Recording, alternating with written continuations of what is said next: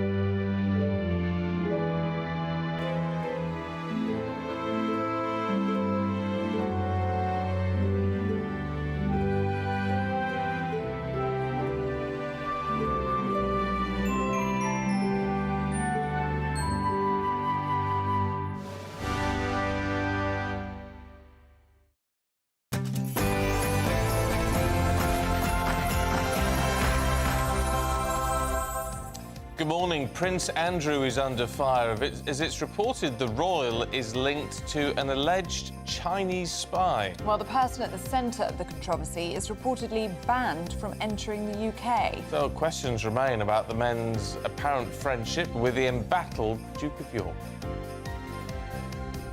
Net Zero Secretary Ed Miliband launches a new Clean Power Action Plan to decarbonise the electricity grid by 2030.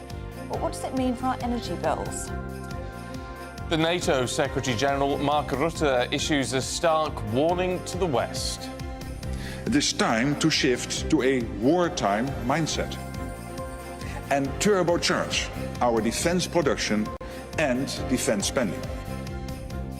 Time magazine once again names President-elect Donald Trump Person of the Year. He celebrates by opening trading at the New York Stock Exchange.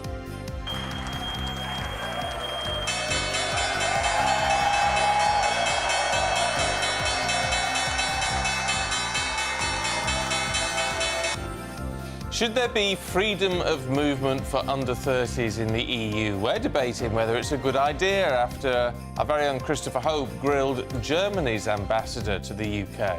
Will be many things on the agenda, the security pact which is proposed by the British government, so cooperation on a wide area of topics respecting obviously the red lines. But including the idea of under-30s?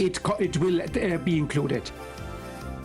As 1 in 4 say they charge Christmas Day guests for dinner, we're asking whether it's great or Grinch. And in sport, in the Europa League even last night, in the Battle of Britain, Glasgow Rangers drew with Tottenham Hotspur. Manchester United scored 2 late goals to beat Victoria Plizen. I'm sure I went to school with her. And Chelsea's kids win in Kazakhstan. Hello there, good morning. It's another cloudy and grey day ahead to finish off the week with some rain and drizzle at times. There is also some dry weather. I'll be here with all your details. It's just gone 6 o'clock. I'm Stephen Dixon. I'm Ellie Costello and this is GB News Breakfast.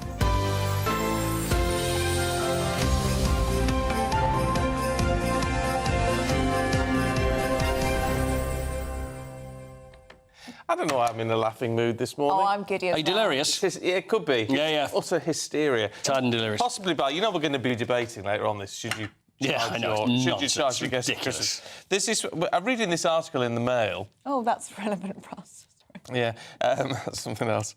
And this woman from last year, Carla Bellucci, charged her family £150 a head. And this year, apparently she's an internet personality, this year it's gone up to £200 a head, not including alcohol. What is she feeding them for £200? You go to a nice restaurant for that. Why are they paying it? Why? Yeah. Why are they going for a second year? Yeah, just say no. Well, because despite the fact, she says, we're in a cost of living crisis, clearly they're minted. Clearly. And money is not a problem. So £200 a pop. How many people are going to go there? I mean, for crying out loud, she's going to be making money out of She this. will make money out of it. It doesn't even sound like good value. It's a 3-course meal with 1 glass of champagne. So that's unless if they you want pay the spirits extra. and other drinks, you have to bring them yourself. This is That's a rip-off. You should shop around your other relatives, try and work out, you know. Absolutely, yeah. Who does Audition it all for the best others. rates? Do you get an after 8 with your bill? Yeah. Can you imagine? Yeah. And how does it work? Do you ask for upfront payment, or at the end, do you pass around a bill? You got a tipper afterwards as well? Yeah. I think it's I awful. don't know. I think it's utterly crazy. I don't think you should be paying. I Absolutely. think if you're in a point where normally you take turns in the family, so it's just you take, don't you? You can offer, I'll put a bit towards it, or if you're really that, you could ask for something but you don't charge. It's the season of giving. It's exactly what it is, Ellie, exactly what it is. And I don't understand the 46% of the country that are in favour of this. Who are the 46%? 'Cause we're not in favour. No. I can imagine if maybe you'd say, would you mind making a contribution if you're really struggling, but you still want to put on a dinner? Yeah. Then perhaps you ask for a contribution. But obviously, people who are paying 200 quid a head are not struggling. No, that's going to a restaurant. That's actually going, Well, it's 200. a A nice restaurant. Yeah, exactly, yeah. I wouldn't pay that for 4 people to go to a restaurant. Would you not? No. Not in a million years. If 4 of us go out and it gets to £100, I'm having a slight panic. And that's without any booze. Well, where are you going for lunch for 4 people? Not a fancy place. I kind of guess that. No. I don't like I just think this is an absolute disgrace. If this is what it's boiled down to, then we should all hang our heads in shame. Absolutely. I think I told you yesterday, didn't I, about the friend of mine that had went to a New Year's party. It was down their street, and they had all the friends there, and they invited everybody down the street and said, "Oh yeah, by the way, it's £50 a time to come to a New Year's party." Like ticketed events. Ticketed event at someone's house.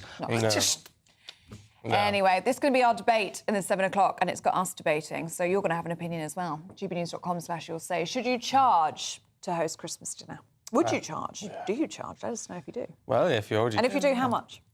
And what's on the menu? Yeah, all right, Yeah. calm down. And can we come at a discount, if that's possible? These are going to be very long messages this morning.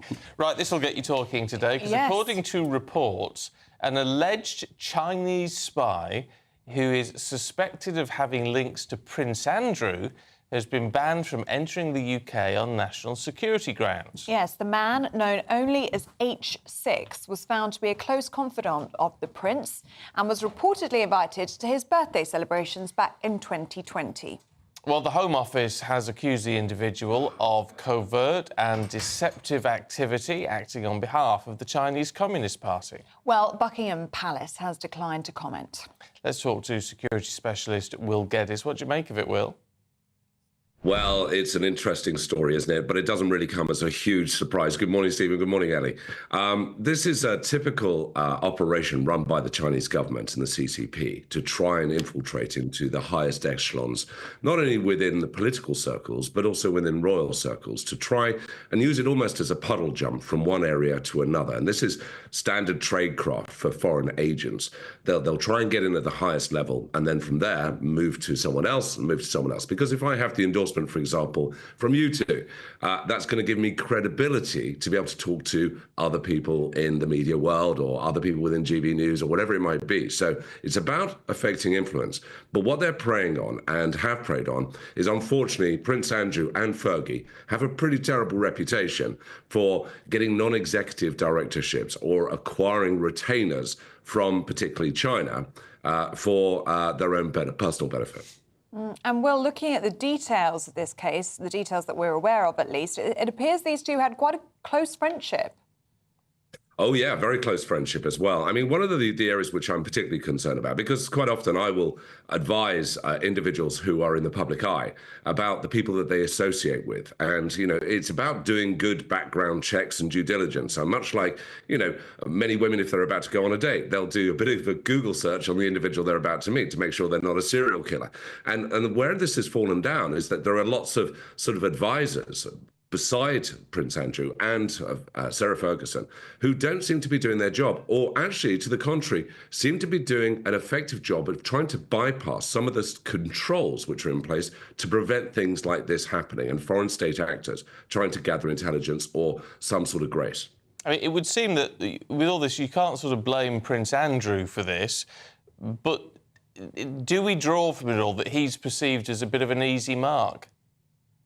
Well, certainly the time that this particular individual, H6, managed to insinuate or ingratiate himself into Prince Andrew's circle, because this was around the same time as Prince Andrew having done that disastrous Newsnight interview, and the first case was being brought by Virginia Giuffre against him. So he was in a very isolated position, and this is the time where, again, foreign state actors will work very, very well at, again, finding their way into the inner circle, because that individual will grasp at anything they possibly can. And one of the letters, which was found, in fact, on this individual's device, because he was intercepted by the security services when he came into the UK, and his phone was obviously rinsed for all the intelligence that was on there. And there was a letter from one of his advisors, which allegedly said, you know, you are now in the highest echelons, now you're close associate to Prince Andrew, but also we've managed to bypass some of the control measures to bring you in to advise, and ultimately has put Prince Andrew at great compromise, because he is in a very desperate situation right now, which inevitably he was at that time. OK. Will, thanks very much indeed. Well, of course, the Prince says he obviously didn't know anything about all of this. Didn't know this man was, alleged to be a spy, of course. But it's, as Will was saying, he was in a weak position. Yeah. And that's when people go in. These checks have to be carried out, don't they? Especially if you're a royal. Yeah, they don't just let you hang about with anyone. Yeah, and due diligence needs to be taking place as well. I mean, according to the papers this morning, the details of this case, this alleged spy had access to the estate. He was so close to Prince Andrew that he was able to come in and out of the estate, bring friends with him. It's quite an alarming. No, you've got to do your check. The amount of checks I had to do before I'd work with you. Because, got me background checked. It was a close call. No. Let me tell you, it was a close call. Some of those early pictures were shocking. Anyway. Right. The government's unveiled a Clean Power Action Plan to decarbonise the electricity grid by 2030. Yes, number 10, it claims the move will protect households from any future energy spikes, boost growth and tackle the climate crisis. Meanwhile, some government-backed researchers have actually said that Mr Miliband's plans would increase energy bills, as people could be forced to pay a premium to secure the correct technology. Well, we're joined in the studio now by editor of Spiked, Tom Slater. Good to see you, Tom. Morning. What do you make of these plans? Well, I think that, as ever with the Labour Party and their green energy plans, it's not really worth the paper it's printed on. I mean, they seem to be very attached to this idea that they're going to have clean power by 2030. It's worth pointing out they've already rolled that back from 100% to 95%. But nevertheless, when you look at essentially the substance of it, they want to essentially fast-track infrastructure projects to actually bring things like wind and solar back into the so-called nationally significant infrastructure project list, which we're going to see updated over the course of the next few days, to try and bring these more on stream. But the fact remains is that these technologies, wind and solar, wherever they have been rolled out, it's a huge problem because of the expense involved, and also because of the fact that they're fundamentally unreliable, because that when the wind doesn't blow and when the sun doesn't shine, you can't produce power, and you have to fall back on more reliable. Well, but except on the back of this, of course, we know there's all this push towards nuclear now. It takes a while to get, obviously, nuclear up and running, but they're looking at these sort of micro stations, aren't they, which would be a bit faster.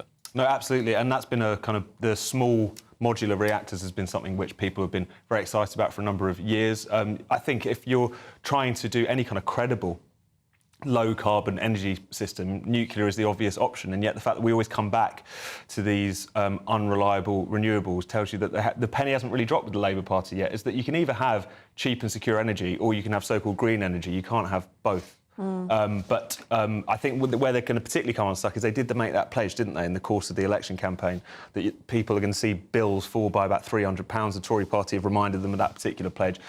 The fact that they've quietly shelved that, the fact you don't hear much about that anymore, I think suggests that even they know that, at least from their perspective, even in the short term, this isn't something they're going to deliver with this green energy plan. Well, there are so many challenges, aren't there? I mean, let alone the cost. I mean, the time, 2030, only 5 years away, and the cost of disconnecting customers from a gas grid and putting them onto clean energy. No, absolutely. The scale of the project is enormous. I mean, we all like ambition, of course, and in some respects, it's encouraging to see a government say that they can move quickly when it comes to building up, whether it's housing or infrastructure, as we've heard over the course of the past week. But it's one of those things where even if they somehow met this target, even if they manage this Herculean task, you can't change the fundamental fact that you need a really steady supply of energy. At the moment, it's gas. In the future, it could be nuclear or a mix of the two, but you're not going to manage this with onshore wind, and most people recognise that. But what are we to make then of the promises? We're told it will be somewhat cheaper. We're told we're going to be protected from energy spikes and all the rest of it with this plan, and yet government-backed researchers saying actually it's going to cost us as individuals a whole lot more money. No, absolutely, and that's something which they've never really been able to square the circle for the electorate. We know that Ed Miliband is very keen on the whole net zero agenda. He's someone who, throughout his career in frontline politics, really has been very much involved in the climate change agenda. But I think people, voters, and the people whose job it is to toss up the government sums are realising that the ambition and the ideology is colliding with reality and public finances. And I think that's one thing which is going to become more and more clear as we go forward. That 5% dial down of their expectation from, we're going to get 100% clean energy to 95, I think is a small indication of where things are going to be going in terms of reining back these things. Do you think it will dial down more? Well, I think if they've got contradictory plans, essentially. They want to be fiscally credible. They want to make sure that they can keep the lights on and keep energy bills down, and yet they're attached to this insane net zero agenda, even more so than the last government, arguably. And one of those two things is going to have to win out at some point. OK. Good to see you, Tom. We'll see you a little bit later on. Thanks very much indeed. It all ties in with our poll of the day today. Do you back Ed Miliband's Clean Power 2030 action plan? We're bringing the results throughout the day as they come in. Final result in Martin's show later on. If you want to take part, go to gbnews.com/poll. Now, it's time for your weather with Honor.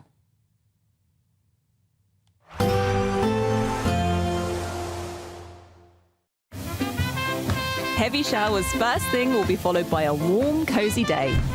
Boxed boilers, sponsors of weather on GB News. Hello there, good morning. Welcome to your GB News weather update from the Met Office. It's another cloudy and dull day ahead for many of us, with some rain and drizzle at times, and on the chilly side too, with temperatures widely just below average for the time of year. So plenty of grey skies to go around today. There will still be lots of dry weather around, but we can't rule out some rain and drizzle at times, particularly around hilly areas, with some longer spells of rain just starting to clip the northwest of Scotland and perhaps western parts of Northern Ireland later into the day. And some blustery winds following on behind those outbreaks of rain too, and temperatures widely just below average for the time of year, only seeing highs of around 7 to 8 degrees. Now, as we head into the evening, those longer spells of rain that are clipping the far northwest of Scotland will slowly edge their way further inland. This could be quite persistent and perhaps heavy at times, mainly across hills. Turning clearer behind this, though, but plenty of blustery showers behind too. These outbreaks of rain just starting to edge into western parts of Northern Ireland as well. And then elsewhere, once again, that cloud sticking around, those outbreaks of rain and drizzle, particularly across western parts of Wales and parts of southwest England too. And it pretty much stays that way across England and Wales through much of the night, cloudy with some outbreaks of rain and drizzle. It will start to turn clearer from the far northwest, though we can't rule out some showers at times. These could fall as snow across the hills of Scotland, perhaps to higher ground roads as well, which does lead us into an ice risk across Scotland during the early hours of Saturday. But elsewhere across England and Wales, that cloud sticking around, so another grey start. Still once again with some rain and drizzle at times, so this mainly across western hills, with some brighter spells by the time we get into the afternoon, though a few showers around coastal areas. And then once again, it's the far northwest where we start to see some longer spells of rain and some blustery winds just start to creep in across western Scotland and northwestern parts of Northern Ireland, and temperatures struggling still round about average for the time of year. Expect a warm front, moving from the kitchen right through to the rest of the house. Boxed boilers, sponsors of weather on GB News. Do stay with us. Still to come. Donald Trump has been named Person of the Year by Time magazine once again. It already happened back in 2016. We'll have more on that in just a moment.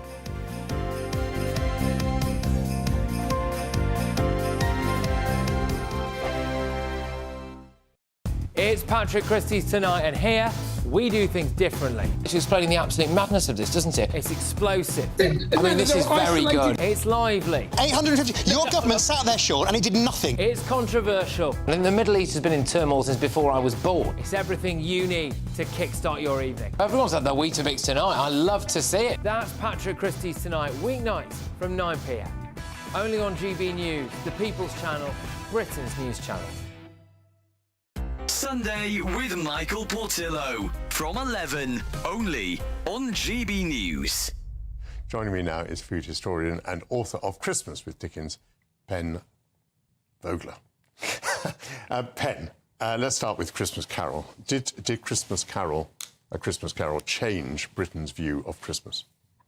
I think it did, enormously. Before then, people were beginning to think, as they do now, that Christmas might be being a little bit commercial. It was too much food and drink, not enough kind of seriousness or not enough kind of love and family. And what Dickens did with A Christmas Carol was show people who were coming to the cities, who were kind of losing their rural history, a new way of celebrating Christmas, that a real, just a family could get together and love and kind of get around the table together. And whereas before, a lot of those kind of Christmas dishes would have been seasonal, lots of people would have eaten them at different times of the year, Dickens does two things. He takes the goose, which is what the Cratchits are going to eat, and he turns it to a turkey, much bigger, meatier, kind of more generous. And then he takes this thing that he never calls Christmas pudding in A Christmas Carol. There's no Christmas pudding. He only calls it plum pudding, and he anchors it to that day. And interestingly, after then, people start publishing recipes for Christmas pudding, and it starts getting its name, Christmas pudding, from plum pudding. And I think all of that really comes from A Christmas Carol. You say becomes a Christmas pudding almost immediately after A Christmas Carol is published. Yes, I mean, it's occasionally called Christmas pudding before, but not often. And then a very famous for the time, the kind of Delia Smith of her day, lady called Eliza Acton, publishes a recipe called The Author's Christmas Pudding in 1845. And we know she's a big Dickens fan because she sent a copy of her cookbook to him. GB News, the People's Channel. Join me, Camilla Tominey, for a frank and honest discussion with those in power that cuts through the spin and gets to the heart of the issues shaping our nation. You haven't confirmed that you want to stand as leader, but you haven't ruled it out either. This report basically says that he's not fit to stand trial. Is he indecisive? Incompetent? I deliver the dose of reality Westminster needs. That's the Camilla Tominey Show at 9:30 every Sunday on GB News. The People's Channel, Britain's news channel.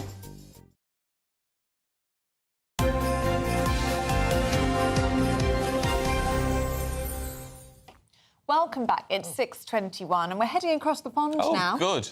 Because Time magazine have named President-elect Donald Trump as their Person of the Year for the second time. Well, he accepted the honour, and the 78-year-old claimed next year will be even more significant. I think we're going to have a tremendous run. We have to straighten out some problems, some big problems in the world. When we left, we didn't have any of these problems. We didn't have Russia with Ukraine. We didn't have Israel October 7th. We didn't have the Afghanistan disaster. We didn't have inflation. We had no inflation. And we had a very strong economy. And we're going to do that again, but I think we're going to even up it because now we have experience. Well, we're joined now by the journalist Scotty Nell Hughes. Good to see you this morning, Scotty. And what do you make of this decision by Time magazine? Was it the correct choice? Absolutely. And as Donald Trump properly put out earlier today, it's not a comeback.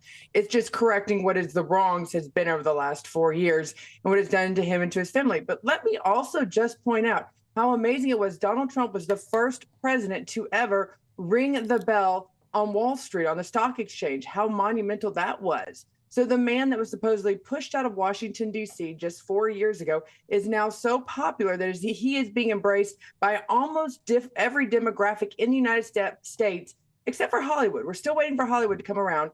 But definitely folks have seen, after the November election, just a complete 180 of attitudes and opinions of Donald Trump and his campaign. Puts the pressure on, though, doesn't he? He's got to deliver.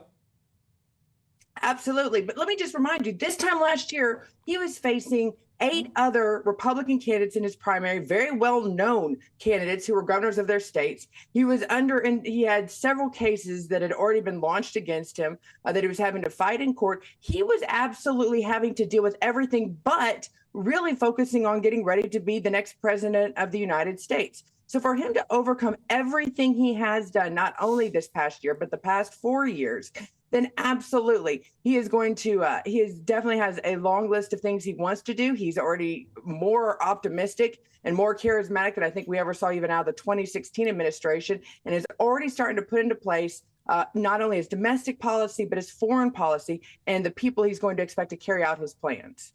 It's hard to believe, isn't it, that he's not even president yet. He doesn't become president officially until January. I mean, where is President Biden in all of this?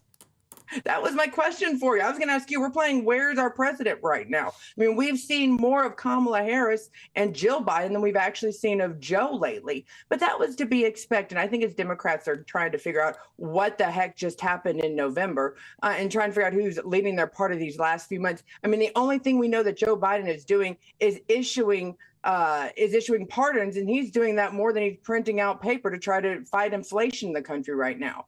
So I think, you know, wherever they've got Joe stored, he's definitely enacting the same things we'd expect any president going out. It will be interesting here, though, these last few weeks to see exactly who he's going to finish out with his pardons and what exact state of this country and of this world that this Biden administration is going to leave for Donald Trump to deal with on day one.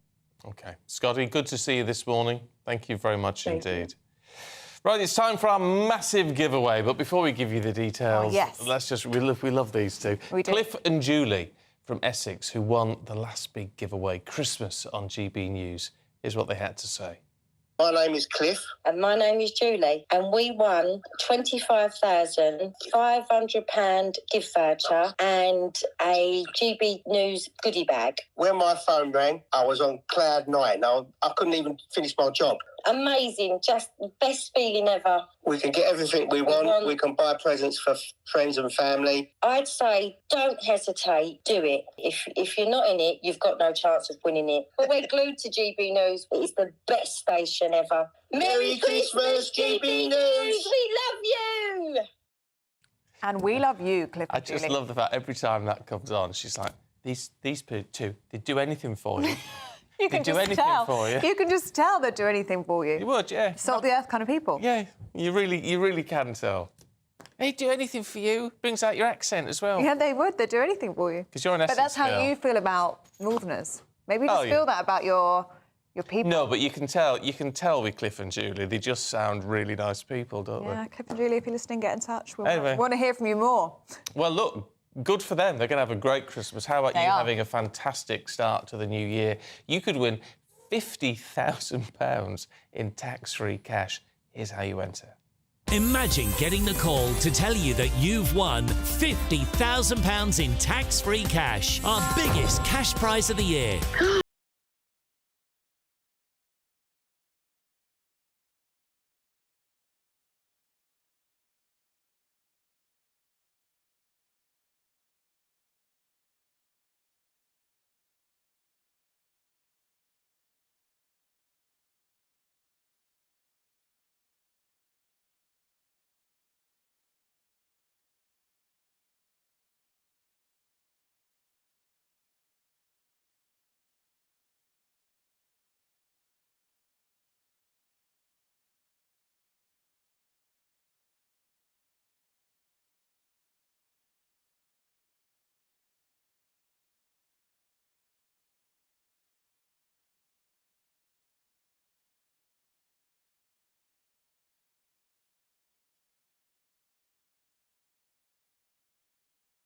Good luck.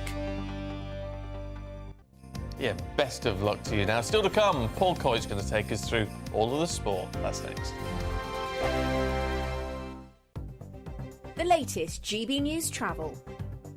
Good morning, I'm Russell Holding. Calmac ferries are reporting disruption to Sky Russie and Small Isle sailings this morning because of a technical problem. There are delays of up to an hour and a half to Stena Line sailings again today between Cairn Run and Belfast, with lorries heading towards the port being parked up at Castle Kennedy Airfield. The Port of Holyhead remains closed for emergency repairs. Buses replaced trains again today between Llandudno and Blaenau Festiniog and between Shrewsbury and Swansea. In Worcestershire, the A441 is closed in both directions at New End, south of Redditch, because of a fire. In Gloucestershire, the A48 is closed each way northeast of Chepstow after an accident yesterday afternoon. Eurotunnel are reporting a wait of up to half an hour for passengers at Folkestone. And in Cornwall, buses replaced trains again today between Newquay and St Austell because of emergency engineering work. That's the latest. You can stay up to date throughout the day by visiting our website, gbnews.com.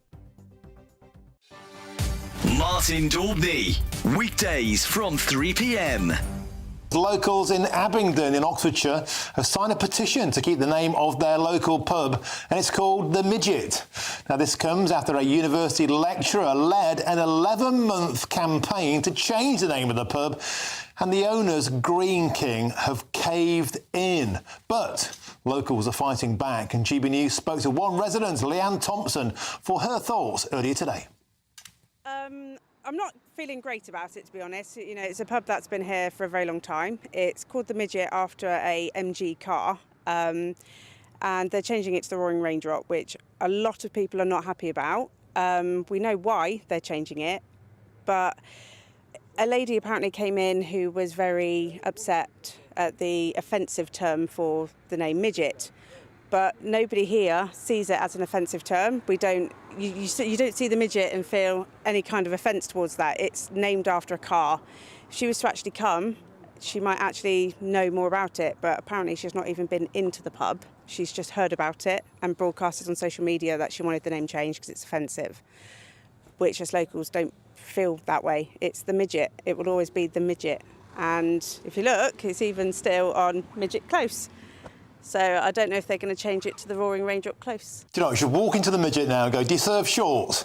And just keep going on the joke. It's named after a car, the MG Midget, that was manufactured in the town of Abingdon for a while. The car was released in 1961. The Boozer was built in 1974, giving huge pride to the area. It wasn't named after midgets, you know, the Snow White and the 7 vertically challenged individuals variety. It's named after a car. GB News, the People's Channel.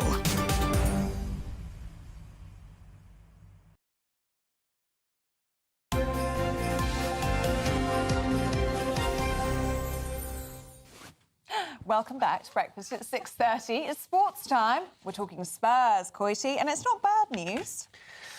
It's not bad. No, it's not bad news. Rangers. Good news. It was the Battle of Britain, is what it was. It was Scotland versus England yesterday. Rangers versus Spurs in the Europa League. We didn't win. No, Spurs did not win. It was. You know what it was? Rubbish. What do you think of it so far? It was frenetic. It was frenetic. Sorry. That's the word. It was frenetic, is what it was. It was entertaining. It wasn't of the highest quality, but often more entertaining games because Rangers. I was speaking to Graham Roberts, who was a player that played for Spurs and played for Rangers yesterday, and he was saying, "Listen, there is going to be." You know what it's going to be? It's going to be a cauldron, is what it was going to be. And it was, and that's what it like. It was like the crowd were noisy, the players felt it as well. So it was very frenetic. But the thing is, Rangers went ahead, and I think, you know, and as a Spurs man, I'd probably say that Rangers probably deserved it, probably deserved the win.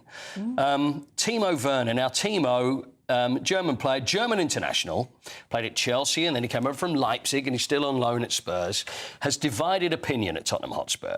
And he did not have a very good night last night in Glasgow. Ange Postecoglou was also not terribly happy with how he played.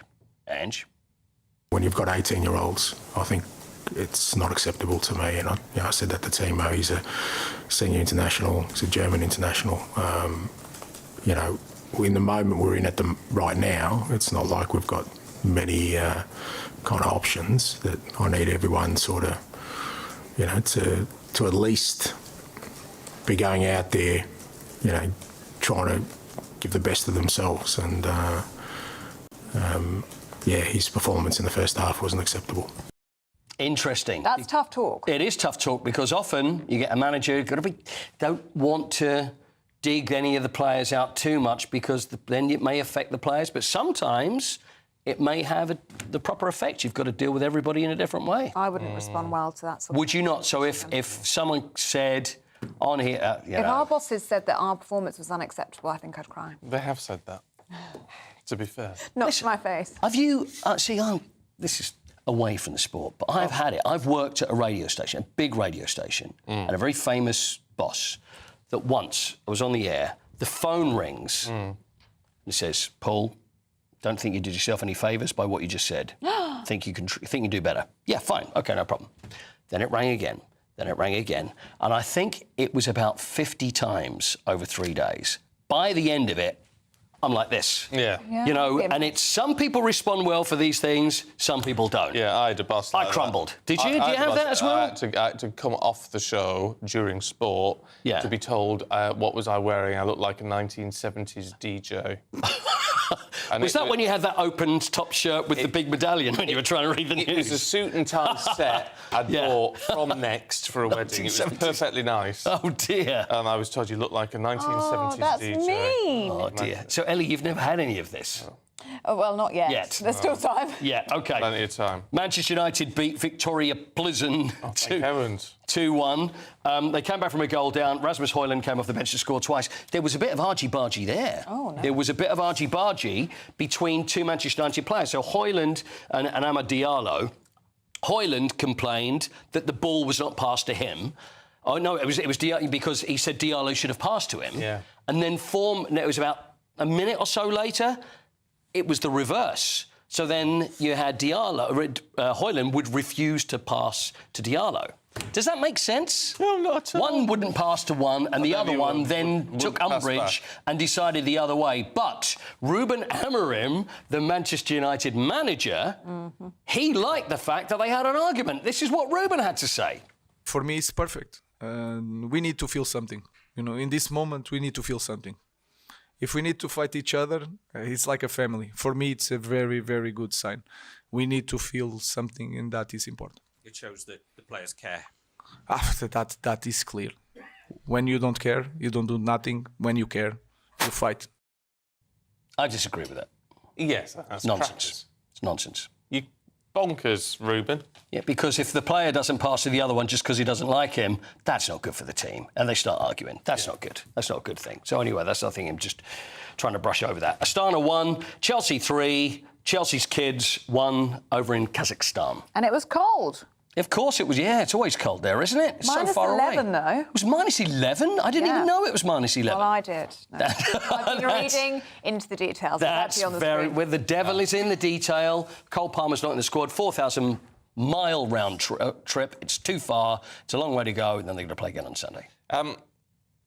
Talk us through this young swimmer. Yes. At the World Championships. How old were you when you learned to swim? You remember? 3. About 35. Yeah?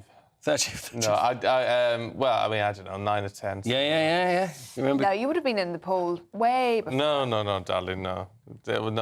Not 50 years ago. It wasn't a thing. Oh, right. I think I was thrown in as a newborn. You were thrown in at the deep end? Yeah. Quite literally? Quite literally. OK, this 5-year-old. 5-year-old swimmer from Bangkok. Her name is Vanya Mesenpon. She's the guest of honour at the World Aquatic Championships. She's so cute. Now, look at this. She is 5. She's tiny. She learnt at 6 months. And her dad said it was when she did the freestyle, that's when they knew the magic happened. So she'd become a bit of an internet sensation. These top swimmers wanted their pictures taken. Look at her. 5 years old. Now, look at this. Look at this. Doing the butterfly.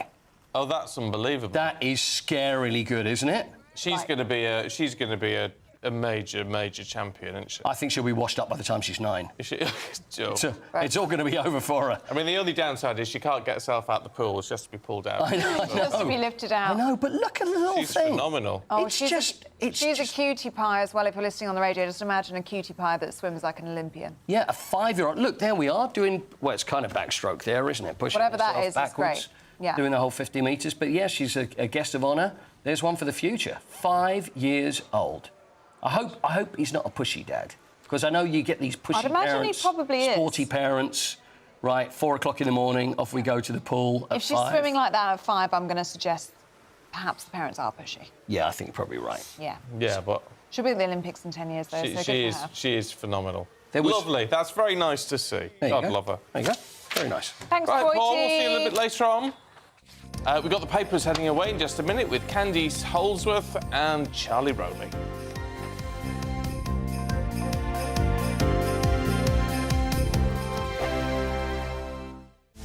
This is Britain's Newsroom, where your voice matters. It's just astonishing. With expert analysis and honest opinion, we don't just keep you informed. We bring you unique perspectives you won't see anywhere else. Can't argue with any of that. When the news happens, it happens here. On Britain's Newsroom, weekdays from 9:30 a.m. Only on GB News.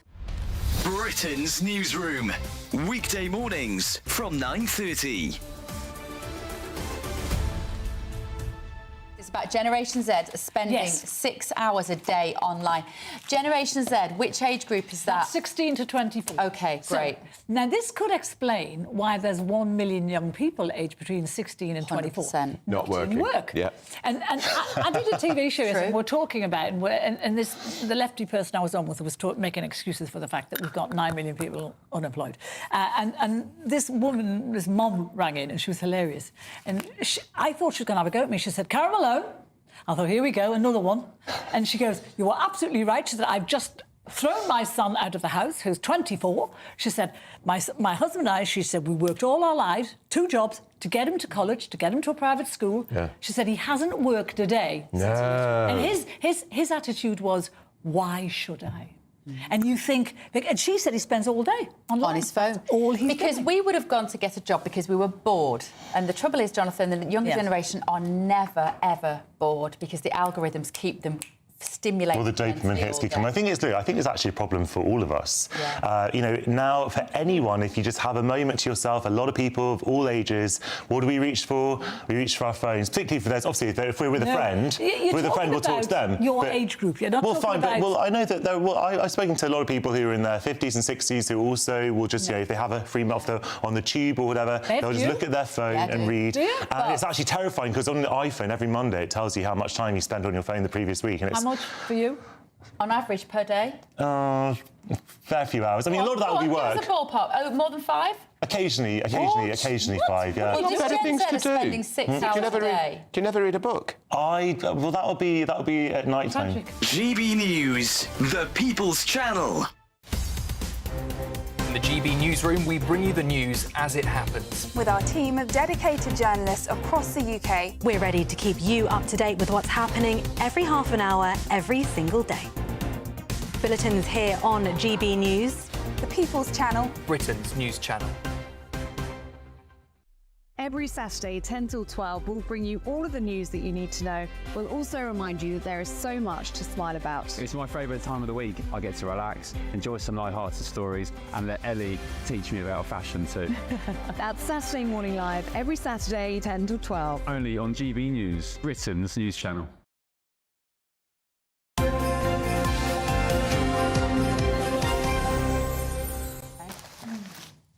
Welcome back to breakfast. We're going through the papers now with Charlie Rowley and Candice Holdsworth. Very good morning to you both. Good morning. Good morning. Charlie, let's start with the Telegraph, shall we? Actually, we read lots of papers this morning. Prince Andrew's links to an alleged Chinese spy. Yes, and not a day goes by, it seems, where there isn't some sort of link, questionable or otherwise, to Prince Andrew. But an individual that can be named as H6 for now is someone who was banned from entering the UK by the former Home Secretary, Suella Braverman, and obviously that's been taken to court. The court's upheld that decision, hailing it as one of Suella Braverman's decisions that she was entitled to do and arguably got right, because of the allegation that, yes, this individual who was close to Prince Andrew, who was alleged able to act on his behalf when trying to establish better working links with China to get investment and all the rest of it. We know Prince Andrew does have a lot of business dealings and is a bit of a businessman himself. So questions over another association of Prince Andrew. It's not necessarily Andrew's fault, this, if he's been a mark for the Chinese government. I know. The thing is, I think people just question his judgment, but I think it's true. If you become a mark, people have sort of figured out ways that they can manipulate you, and his reputation is just getting so damaged. And I just wonder if it's ever recoverable. Well, I guess those close to him would say that the time period that we're looking at, so around 2020, was the year after the Newsnight interview. So they would say he was particularly vulnerable at that time. Yes, to people that perhaps... Difficult. He's not yet responded to this. I sort of suspect he won't respond to this, really. No, It's probably best not to. And Buckingham Palace are reportedly aware of this going on in court yesterday and haven't commented. Yes, Which they wouldn't, would they? No. And this individual could be named in the future. It's just that's still going through the court process, and we don't know whether we don't know the nationality of this individual. I mean, and they were barred from entering the UK, so you can assume that they're probably not a UK national. But we presume they were Chinese. You presume, but we just don't know. So more information probably to come out in due course. Candice, in the Mail, Angela Rayner accused of waging war on rural England with the shake-up of the planning laws. Yeah, so this is a story in the Daily Mail, and this is Labour's big push now to set these very ambitious housing targets. They're targeting land where you've seen a lot of sort of what people describe as NIMBYism, lots of opposition to new development. But Angela Rayner has shown she's quite tough on things. I mean, she's done she's so-called phoned it in. So when there's been local opposition to a new development, she's called in and overridden local concerns. I think there's two main criticisms. There are the people who say that we should be preserving the countryside and don't like all these house building targets. But then on the other side, there's those who say, well, the targets are good, but can the house building industry actually match them? Because they are so ambitious. I don't know if they are good.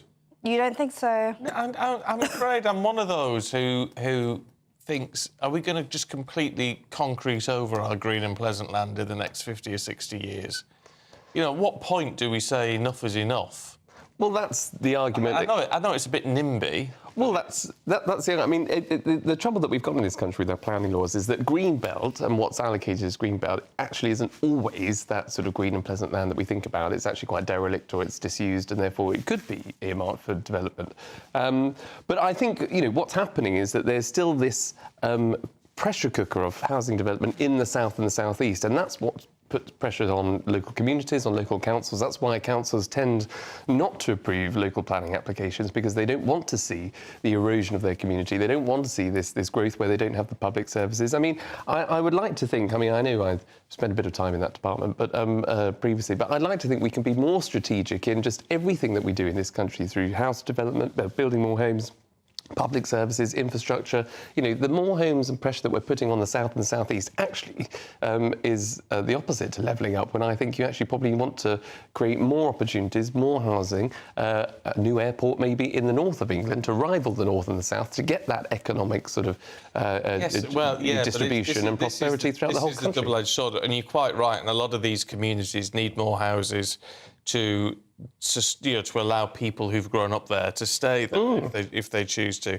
The problem is, of course, people don't want them built anywhere near them. Yeah. And I don't. It is selfish. I don't know how you get around that. But if you're living in the Lake District and you've got a beautiful view out of your window, you don't want them to build an estate on it. Yeah, it's happened in my local area.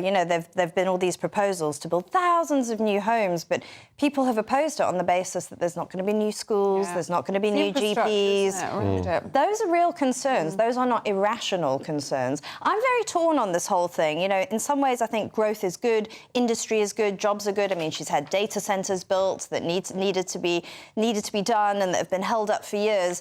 But I think that maybe possibly Labour just needs to think more imaginatively, like some people have said, looking at brownfield sites, for instance. Well, they will come up. They have said they'll do brownfield sites first, and then these grey belt stuff, which and that's all fair enough. But the other thing, we put it to the minister yesterday, is over the same period of time we're expecting net migration to be 1.5 million. Yeah. So is that not the housing just gone? In effect, maybe not the new stuff that's being built going straight to people, but that's the housing stock numbers immediately wiped out. Totally. And this is the 1.5 million homes that the government wants to build over the next parliament, on top of the 1.2 million that the previous government wanted to build over the course of a parliament. That's about 300,000 homes a year, a target that some years was met, sometimes was exceeded, sometimes undercooked. Those figures are a drop in the ocean in comparison to what we actually need anyway. So the fact that the government isn't reaching those targets or meeting those targets because of local opposition and, you know, councils that don't approve those planning applications, and a number of developers might say that land bank as well. So when, you know, approval has been given and permission has been given to build on particular land, developers stall and stall because the value of the land actually goes up, and then they'll sell it off at a profit without a single house or brick being laid. Yeah, so I mean, that needs to be tackled. all of that needs to be tackled. And are they getting to the heart of any of those issues? Well, that's a very good question, and we'll have to wait and see. Well, Charlie, let's stay with you, shall we, and talk about something very important. Sandwich wars. Well, yes. Now, I've not been here for the last week, but I have come back to what is obviously the most hot topic, the hottest topic in Westminster, which is about sandwiches. Yes. And what's this It's about? become a row about sandwiches. A row over sandwiches. So between Kemi Badenoch, leader of the opposition, and Keir Starmer, having a bit of a set-to about lunch. And Kemi Badenoch has apparently said that lunch is for wimps. You know, you can't. You know, lunch is for wimps. She works. She never eats lunch. She never eats lunch. She might have the occasional steak, but she avoids. Where I agree with her, she avoids any kind of sandwich, which she actually said is for breakfast, which I don't agree with.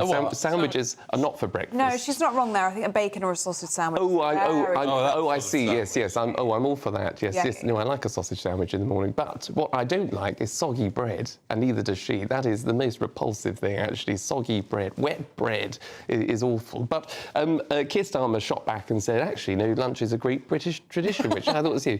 I mean, you can't make politics out of everything, but he's trying to, you know, politicise the issue. And well, dinner, and also I tell you what worries me slightly about this is, yeah, we're meant to be teaching our children to eat healthily and all the rest of it, and she's going, oh, it's for wimps. Yeah. Eating is for wimps, And she basically. says a sandwich isn't a meal. To which Sir Keir Starmer shot back and said it is a meal, and I love a sandwich. It's a great British institution. Sandwich and a cup of soup. And then a nice cup of tea, lovely. Yeah. And then Kemi Badenoch came back and just said, well, you enjoy your sandwich, why don't you do something for the farmers then that put the food on your table? It's all a bit stupid, isn't it? Yeah, I think it was meant to be a joke. She's quoting Gordon Gekko, you know, the famous Wall Street investor guy, who said lunch is for wimps.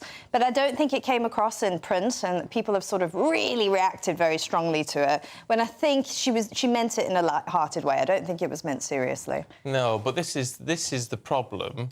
I mean, she's very good at PMQs and all that sort of business, but this is where she says things and lands herself in a bit of hot water without thinking, which is what people were warning about. Well, yes, I mean, some things can get sort of taken out of context. I mean, I don't think this will set a live political debate right across the country. People won't judge her on that. But I think it is fascinating, isn't it? I mean, you know, how one thing, one small thing, one small filling of a sandwich or not can whet the appetite of politicos and the Westminster bubble, I'm afraid. I mean, you know, will it divide the nation? Would you like sandwiches? I love sandwiches, yeah.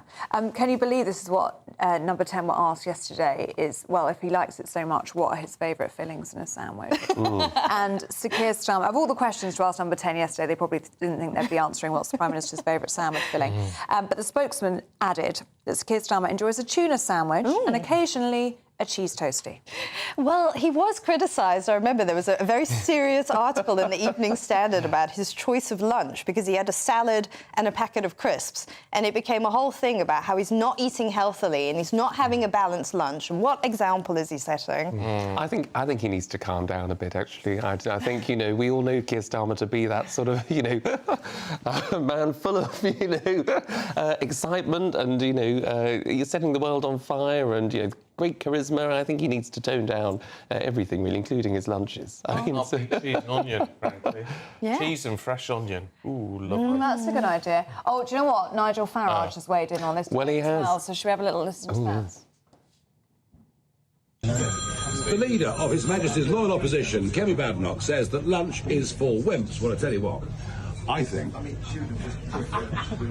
that lunch is pretty cool. But on the busy days, I stay in the office and have a sandwich. She even thinks sandwiches are wrong. Now, I leave it up to you, centre-right voters, to decide what kind of leadership you want.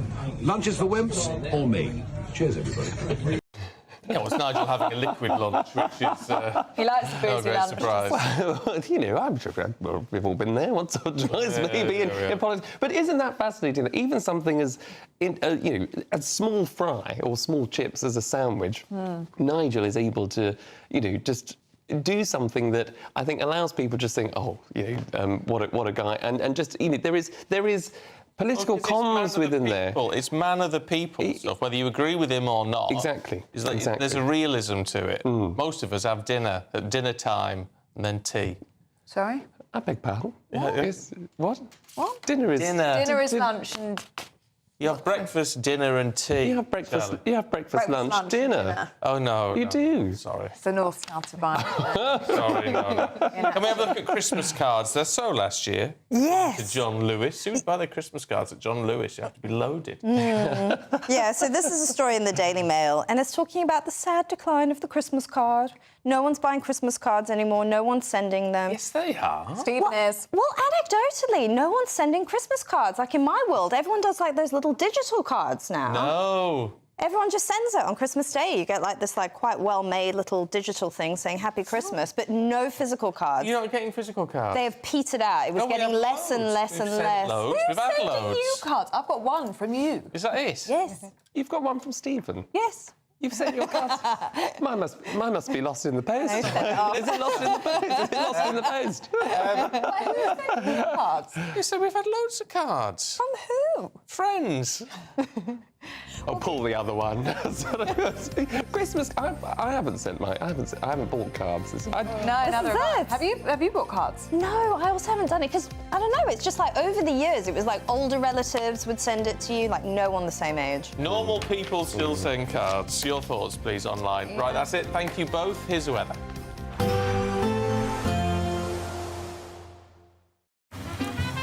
Despite the morning rain, it'll be a nice, warm, cosy day ahead.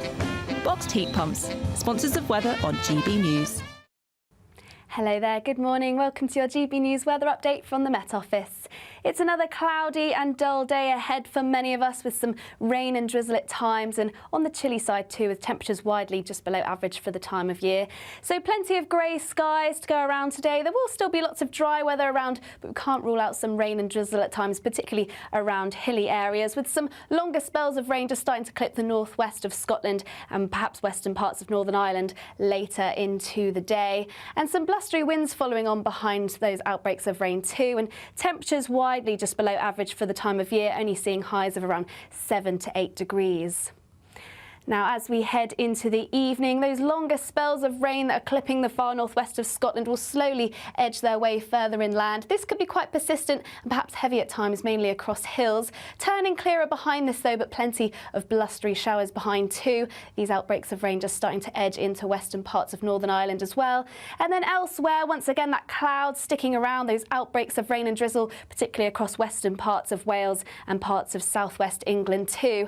And it pretty much stays that way across England and Wales through much of the night, cloudy with some outbreaks of rain and drizzle. It will start to turn clearer from the far northwest, though we can't rule out some showers at times. These could fall as snow across the hills of Scotland, perhaps to higher ground roads as well, which does lead us into an ice risk across Scotland during the early hours of Saturday.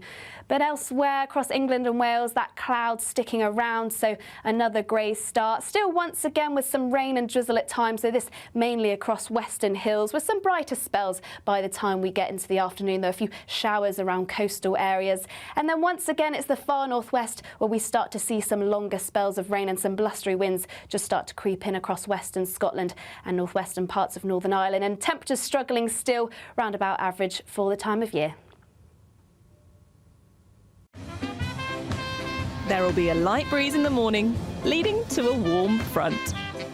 Boxed heat pumps, sponsors of weather on GB News. The latest GB News travel. Good morning, I'm Russell Holding. There are delays of up to an hour and a half to Stena Line sailings between Cairn Ryan and Belfast again this morning, with lorries heading towards the port being parked up at Castle Kennedy Airfield. The port of Holyhead remains closed for emergency repairs to damage caused during the storms, and buses replaced trains again today between Llandudno and Blaenau-Festiniog and between Shrewsbury and Swansea after the port weather. Now in Worcestershire, the A441 is closed in both directions at New End, south of Redditch, where dealing with a fire. In Gloucestershire, the A48 is closed eastbound away from Chepstow to Tiddenham after an accident yesterday afternoon. Eurotunnel report a wait of up to half an hour for passengers at Folkestone, and in Cornwall, buses replaced trains between Newquay and St Austell again today for emergency engineering work. That's the latest. You can stay up to date throughout the day by visiting our website gbnews.com. It's our festive treat to you. Your chance to win an incredible £50,000 in tax-free cash. Our biggest ever Great British giveaway.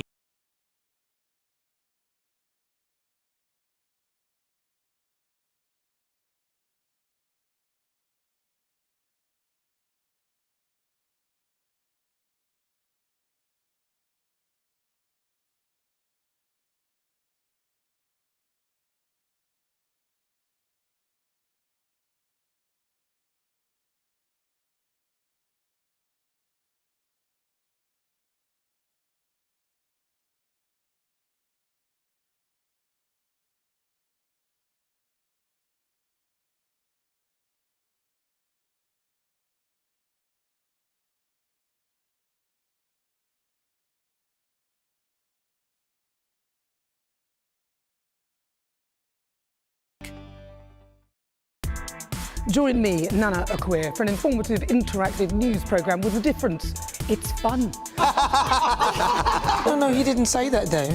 I'm so surprised. I think there's an element of truth to that. Join me from 3 p.m. every weekend, only on GB News, Britain's news channel.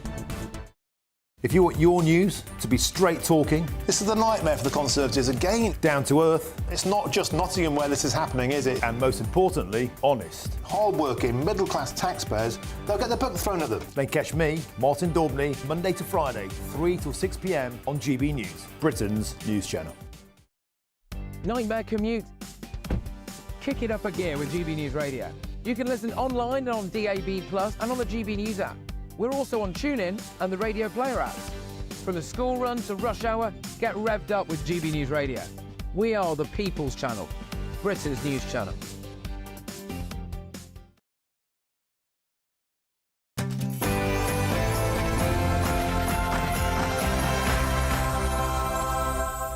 Good morning. Prince Andrew under fire as it's reported the royal is linked to an alleged Chinese spy. Well, the person at the centre of the controversy is reportedly banned from entering the UK. But questions remain about the man's friendship with the embattled Duke of York. Net Zero Secretary Ed Miliband launches a new Clean Power Action Plan to decarbonise the electricity grid by 2030. But what does it mean for our energy bills? The NATO Secretary-General Mark Rutte issues a stark warning to the West. It is time to shift to a wartime mindset and turbocharge our defence production and defence spending. As 1 in 4 say they charge Christmas Day guests for dinner, we're asking whether it's great or Grinch.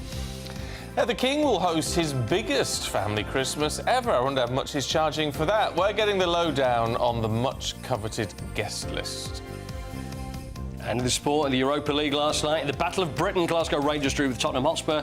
Manchester United scored 2 late goals to beat Victoria Pilsen. And in the Conference League, Chelsea's kids win in a very cold Kazakhstan. Hello there, good morning. It's another cloudy and grey day ahead to finish off the week with some rain and drizzle at times. There is also some dry weather. I'll be here with all your details. It's just gone 7 o'clock. I'm Stephen Dixon. I'm Ellie Costello and this is GB News Breakfast.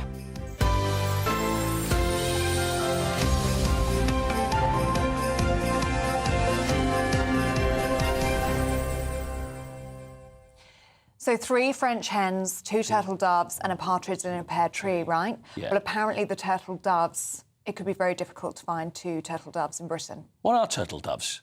They're doves. Doves that look like turtles. They're not. They got a hard shell around there. They never get off the ground very well, though, because they're heavy. They're kind of like a speckled They swim dove. fantastically, though. Apparently, there's just 2,000 of them left in the wild. Oh, sorry. It's actually No very joking. bad, very serious. Yeah. And in the UK, the Are they population... native to the UK? Well, that isn't in the article. OK. Don't ask questions. So I will have a look into that. But yes, the birds are approaching extinction, down 98% in terms of population level. Well, that's probably why there's only two turtle doves, and there's because there's so many drummers drumming all over the place. Well, there's so you can lots of always those. get those very easily, and that's probably why only 2 turtle doves. Maybe it should be 1 turtle dove and 2 partridges and petrels. Well, it's seriously declining, but there is still hope because France, Spain and Portugal have banned hunting these turtle doves. Who's hunting them? Why would you hunt them? For the shell.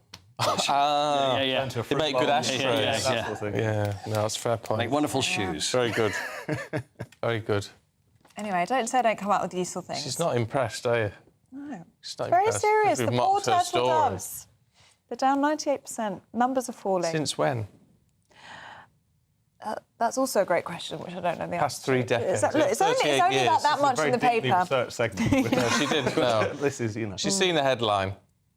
Oh, yes. 30 It's years. down 98% in 3 decades. Right. 30 years. 30 years, thank you. It's you and me. Since you were born. Since I was born. Right, anyway, enough of that. Let's move on to our top story, because according to reports, an alleged Chinese spy who is suspected of having links to Prince Andrew has been banned from entering the UK. The man, known only as H6, was found to be a close confidant of the Prince and was reportedly invited to the Duke's birthday celebrations in 2020. The Home Office has accused the individual of covert and deceptive activity acting on behalf of the Chinese Communist Party. Well, Buckingham Palace has so far declined to comment. Let's talk to former senior military intelligence officer Philip Ingram. Morning to you, Philip. I mean, it's no surprise that spies try to infiltrate high-profile names left, right and centre. Is it a surprise that this person would appear to have got a little bit too close? No, I'm not surprised in the slightest. You know, Prince Andrew is someone who is quite an arrogant individual.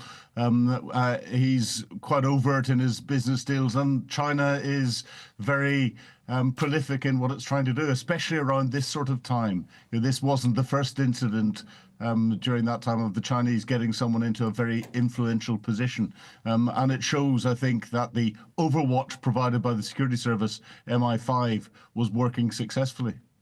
And Philip, looking at the details of this case, at least the details that we're aware of, it seems that the pair had quite a close friendship. The Chinese are very good at this. I myself was approached by Chinese intelligence for a business deal back in 2017. I wrote about it, or got it written about in the Times not long afterwards. But I'd run counterintelligence operations across Northwest Europe, so knew what to look out for, and the approach made me suspicious.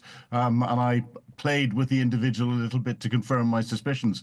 But of course, we also have to remember that the same year that this allegedly happened to Prince Andrew, we had a Chinese individual, a lawyer called Christine Lee, called out publicly by MI5 for her connections to the Chinese Communist Party for being a spy. And she was influencing and donating money to Labour MP Barry Gardner, who has denied any connections to the Chinese Communist Party. But it was unprecedented for MI5 to publicly call Christine Lee out and there to be no legal proceedings. And again, this seems to be what has happened here. A Chinese national has got a bit too close to Prince Andrew. MI5 have been watching closely and have set the conditions to have him banned from coming back into the country, which is the best way of keeping Prince Andrew safe. I can understand someone wanting to befriend you, Chris, because of all your connections and what have you. Why Prince Andrew, do we think? Well, he's a big name, but is he actually that well connected with stuff that the Chinese government would want to know? Yes, because they're not after necessarily classified secrets. They're after contacts. There are 3 things that drive Chinese espionage: economics, economics, and economics. And Prince Andrew's little black book of contacts would be something that a senior Chinese spy would want to exploit. So get into the right circles, get into the right parties, meet the right people, look for opportunities to exploit things further and try and gain economic advantage for China and for the Chinese Communist Party. A perfect target. It's understood that this alleged spy was invited to Prince Andrew's birthday party, had access to the Windsor estate. How much can we blame Prince Andrew, if at all, for those decisions? Or is that a failure of his advisors not to have done proper background checks and due diligence on this person? Well, I think the fact that MI5 have picked up this individual and have had him banned from coming into the country suggests that someone in the system has done the right background checks and alerted the right people. These checks take time, but whilst the checks are going on, people will have been watched closely. I think it shows that Prince Andrew will probably have been pushing his desire to keep his friends coming to different parties as much as possible, and whether he listened to advice from his advisors, whether he was given advice from his advisors, or whether it was just the security services taking action by themselves, I don't think we will get to know. But the individual got very close, and that shows that he'd been working on his relationship with Prince Andrew for quite some time, and that's the worrying bit. But that's where our security service will take lessons. And we only heard from the head of MI5 in the last couple of weeks about how his priorities, or the priorities for his agencies, have shifted from counterterrorism to more national state threats. And this is a perfect example of that threat. OK. Philip Ingram, good to see you this morning. Thank you so much for your analysis. It's really interesting to talk to someone who understands it, because it's a complicated world, dark and seedy world, isn't it? It is, But it's yeah. the idea that he said, why? That was always my thought. Why Andrew? What has he got? But he's got a good Contacts book. Yeah. Which is, see why they would go for it. Yeah. Now, the government's unveiled their Clean Power Action Plan to decarbonise the electricity grid by 2030. Well, Number 10 claims the move will protect households from any future energy spikes, boost growth and tackle the climate crisis. Well, meanwhile, some government-backed researchers are warning that Mr Miliband's plans could actually increase energy bills, as people, well, that means you and me, could be forced to pay a premium to secure the correct technology. Well, we're joined now in the studio by editor of Spiked, Tom Slater. Good to see you this morning, Morning. Tom. And what do you make of these plans? Well, I think, as ever, with Labour and the Green agenda, it's on the one hand ambitious. I mean, they want to ensure that they can build as much onshore renewables, particularly wind, as possible, therefore essentially allowing government to have the final say on large wind farms, for instance, rather than allowing councils and local authorities to block these kinds of developments.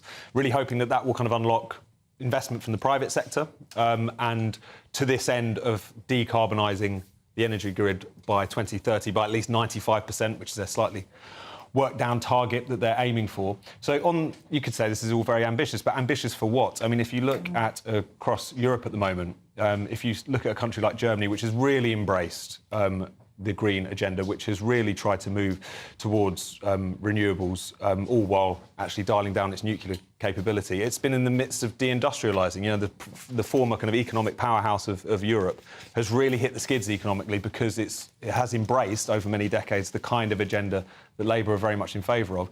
And I think you're quietly starting to see them admit to the fact that the economic claims that they made for these things, that claim that was made before the election that it was going to bring down household energy bills by £300, they're not saying that now. Because even in their own worldview, they know that these supposed benefits are quite long in the future at the very least, and I think they're illusory then. What's the point then? If it's not, if we don't get cheaper energy and better energy security and all these sort of things, what's the point of doing it?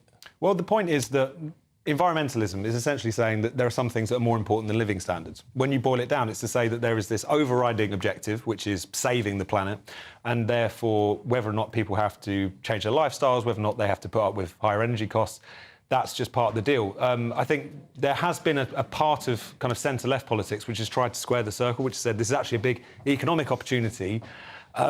Nowhere where this has been applied and tried have we seen that. And I think we're starting to realise that attempt to kind of say we can have our cake and eat it, we can have an economic boom and go green, point to me to one country which has done that. Show me one country that has developed by embracing green energy rather than fossil fuels. It's just not really been done. And particularly when you're a country of our size, where 1% of global emissions, people aren't willing to put up with these privations in order to make Ed Miliband feel like he can sleep better at night, essentially. Can it be achieved, do you think? It's a Herculean task, isn't it? And as you said, they've already worked down their target from 100% to 95%. Will it come down again? I think it's inevitable that it will come down. Either that or they'll have to admit that it was unachievable in the first place. You know, even if you're completely signed up to this agenda, again, point me to another country which has decarbonised its grid in the space of just a few years. I mean, by 2030, this is something which I've never seen achieved anywhere else, and I was surprised they kept that target, to be honest, when they were going into the election rather than watering it down. Some people may say you're being defeatist, though, because just because nobody else has done it doesn't mean we shouldn't. I'm all for ambition, absolutely, and if this was a plan to say, you know what we really need to do, we need to roll out nuclear power, which is both it is both kind of carbon-free, but at the same time gives you that steady supply of power, which wind and solar doesn't. And by all means, let's have those small modular reactors, let's roll them out across the country. Yes, it does take time, but, you know, that doesn't mean that we shouldn't embrace that. They're being ambitious about the wrong things, I guess is what I'm getting at, and I think it's because of the fact that this is a question of ideology rather than what actually makes sense for the country and our energy mix. Right. Oh, you paint a thoroughly depressing picture, Tom. Apologies. I've got to be honest. I'm all because I say we need to change. Things do need to change and evolve, and but we've got to do it within a time scale in a way that works. Yeah, absolutely. It's the right way to go about it. That's the question. Thanks, Tom. Not Good to see you. Sorry to depress you both. Yeah, well, you won't be coming back. We've said that to people before and they still come back. Now, do you back Ed Miliband's Clean Power 2030 action plan? That's our poll of the day today. You can scan the QR code on your screen if you're watching on TV. You can go to gbnews.com/poll if you're listening on the radio. We're going to bring you the results as they come in throughout the morning. Final result in Martin Daubney's show this afternoon. Now, at 13 minutes past 7, NATO allies have been warned to get into a wartime mindset as Russian threats could rise in the coming years. It is time to shift to a wartime mindset and turbocharge our defence production and defence spending. Well, the NATO Secretary-General Mark Rutte told member countries defence spending must increase to tackle the threat of foreign aggressors. Well, we're joined now by Defence Editor at the Evening Standard, Robert Fox. Good to see you this morning, Robert. And this speech yesterday was really quite alarming. Yeah, and a lot of what we're going to have to say follows on from just what you've been talking about. Because I'm afraid the British defence policy, such that it is, of this government is in a complete tangle over this. Rutte, following Trump, and he's been talking to Trump and he knows Trump. This is a politician of real experience, 14 years at the head of his country, very rich, very capable, but again, terrible politics. And he knows what is coming up. And towards the end of his time as Dutch Prime Minister, he doubled the Netherlands' defence expenditure. And the Netherlands has led in things like supplying F-16s and training for Ukraine. So he knows of what he speaks. And what was alarming about this, he was actually looking at after Ukraine. He said, don't think it's over. Whatever we get from the Ukraine conflict, you know, a bad peace or a rumbling semi-Freddo war, one moment frozen, 1 minute blowing up again. And this is what we're seeing, the picture that the Putin stance is entirely the one of threat and aggression, and it's going to go into a lot of other parts, particularly affecting, you know, Mr. Rutte's region, and we're locked in it with the Arctic is going to be the next really big one. And it's partly anticipating Trump, but I think that Mark Rutte has thought this for a long time. Yeah, well, he may believe it, but Trump is going to be a key player in this. We know he's not a fan of NATO. We know he doesn't like NATO because European member states aren't paying their way and America's basically funding it, and he's had enough of that. And who can blame him? Well, it's not only that, but it's also there's a bit of practicality in Trump's thinking. What the Americans have said, we cannot manage two global war theatres, the big European complex coming out from Ukraine and China and the Pacific at the same time. You, Europe, have got to do a lot more. And Mark Rutte is taking up the challenge. And this will be talked about in Tallinn when the 10 nations of the Joint Expeditionary Force, which is now a 10-member part of NATO, led by Britain, and they're fed up with Britain's leadership again. All mouth, no trousers. And they're really saying to Starmer and Rachel from Accounts, put on, the Chancellor, put on your camouflage trousers, because you ought to be capable in order to lead us. But instead, the British angle is, of course, as you know, very much following the, well, we've got to wait for the defence review. The defence review's got to wait for the comprehensive spending review. So something that was due to come out in February won't come out probably before July, possibly even September. And it's not even clear whether that will be adopted. Very interesting what the armed services are saying. We don't want that much more money, but we've got to get things sorted out. And I think crunch time is coming because we've got to see what we get at the end of this 6 weeks campaign in central Ukraine. And it's a campaign that began 13 months ago and has been the heaviest heavy metal battle in European history. You look at the number of tanks, artillery guns that have been consumed by this. And Russia, the message is, will not accept defeat over this. It's quite a grim picture. It certainly is. Robert, thanks very much indeed. Good to see you this morning. Well, sort of. Light laugh. Yeah, Merry Christmas laugh. Yeah, yo ho ho. Look, we want to bring you some breaking news because it's this is the government for growth, we were told. That was the basis on which they went into the election campaign. Well, the UK economy has shrunk by, I mean, not by much, 0.1% in October, but nevertheless, it's gone down. That's according to the Office for National Statistics. Well, it's now the second month in a row that the economy has contracted. So big challenges now for the government to try and turn that around. We've got to turn it around. And everyone was saying, I mean, we were told the budget was laying the foundations for growth. A lot of people were saying, well, actually, it just seems to be restricting growth. Well, it's playing out now. I mean, it's essentially flat, but nevertheless, it's going in the wrong direction, and that isn't going to be good enough, and some of that is going to have to be addressed. Well, we'll get more analysis for you on that throughout the programme. But for now, it's time for your weather with Honor.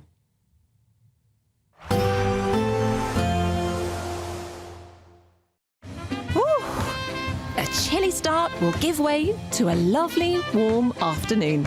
Boxed heat pumps, sponsors of weather on GB News. Hello there, good morning. Welcome to your GB News weather update from the Met Office.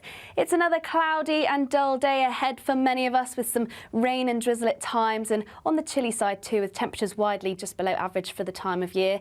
So plenty of grey skies to go around today. There will still be lots of dry weather around, but we can't rule out some rain and drizzle at times, particularly around hilly areas, with some longer spells of rain just starting to clip the northwest of Scotland and perhaps western parts of Northern Ireland later into the day. And some blustery winds following on behind those outbreaks of rain too, and temperatures widely just below average for the time of year, only seeing highs of around 7 to 8 degrees.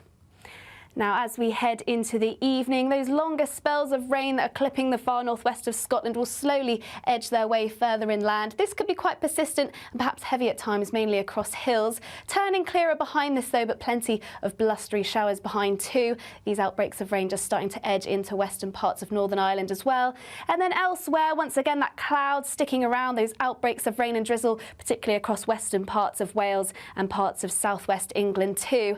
And it pretty much stays that way across England and Wales through much of the night, cloudy with some outbreaks of rain and drizzle. It will start to turn clearer from the far northwest, though we can't rule out some showers at times. These could fall as snow across the hills of Scotland, perhaps to higher ground roads as well, which does lead us into an ice risk across Scotland during the early hours of Saturday. But elsewhere across England and Wales, that cloud sticking around, so another grey start. Still once again with some rain and drizzle at times, so this mainly across western hills, with some brighter spells by the time we get into the afternoon, though a few showers around coastal areas. And then once again, it's the far northwest where we start to see some longer spells of rain and some blustery winds just start to creep in across western Scotland and northwestern parts of Northern Ireland, and temperatures struggling still round about average for the time of year. A nice bright morning will generate a lovely warm day, right through to the evening. Boxed Solar, sponsors of weather on GB News. Well, it's time now for our massive giveaway. But before we give you any details, we're going to hear from our two favourite people, Cliff and Julie, who won the last Great British Giveaway. They're from Essex. My name is Cliff. And my name is Julie. And we won £25,500 gift voucher and a GB News goodie bag. When my phone rang, I was on cloud nine. I couldn't even finish my job.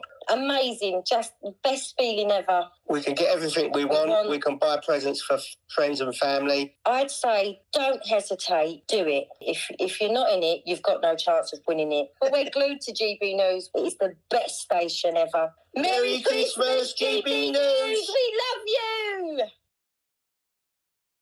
Oh, we love them too. And we love you, Cliff and Julie. Yeah, mind you, if you're feeling a little bit jealous this morning, there is no need. No need. Because you could win £50,000. You could win double what they got. You could. Not that it's competition, even though it is a competition. Yes. Anyway, if you want to enter that and you could win that 50 grand, get it by the end of January, here's how. Imagine getting the call to tell you that you've won £50,000 in tax-free cash, our biggest cash prize of the year.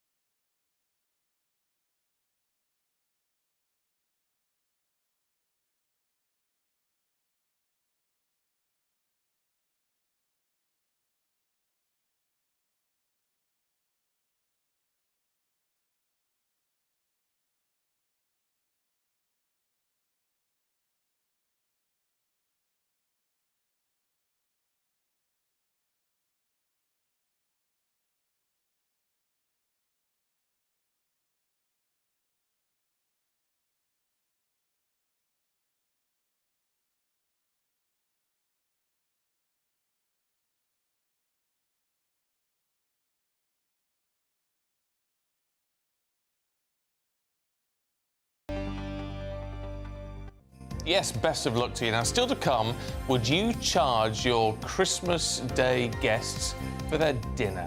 No. No, me neither. But some people do. We're going to debate it next.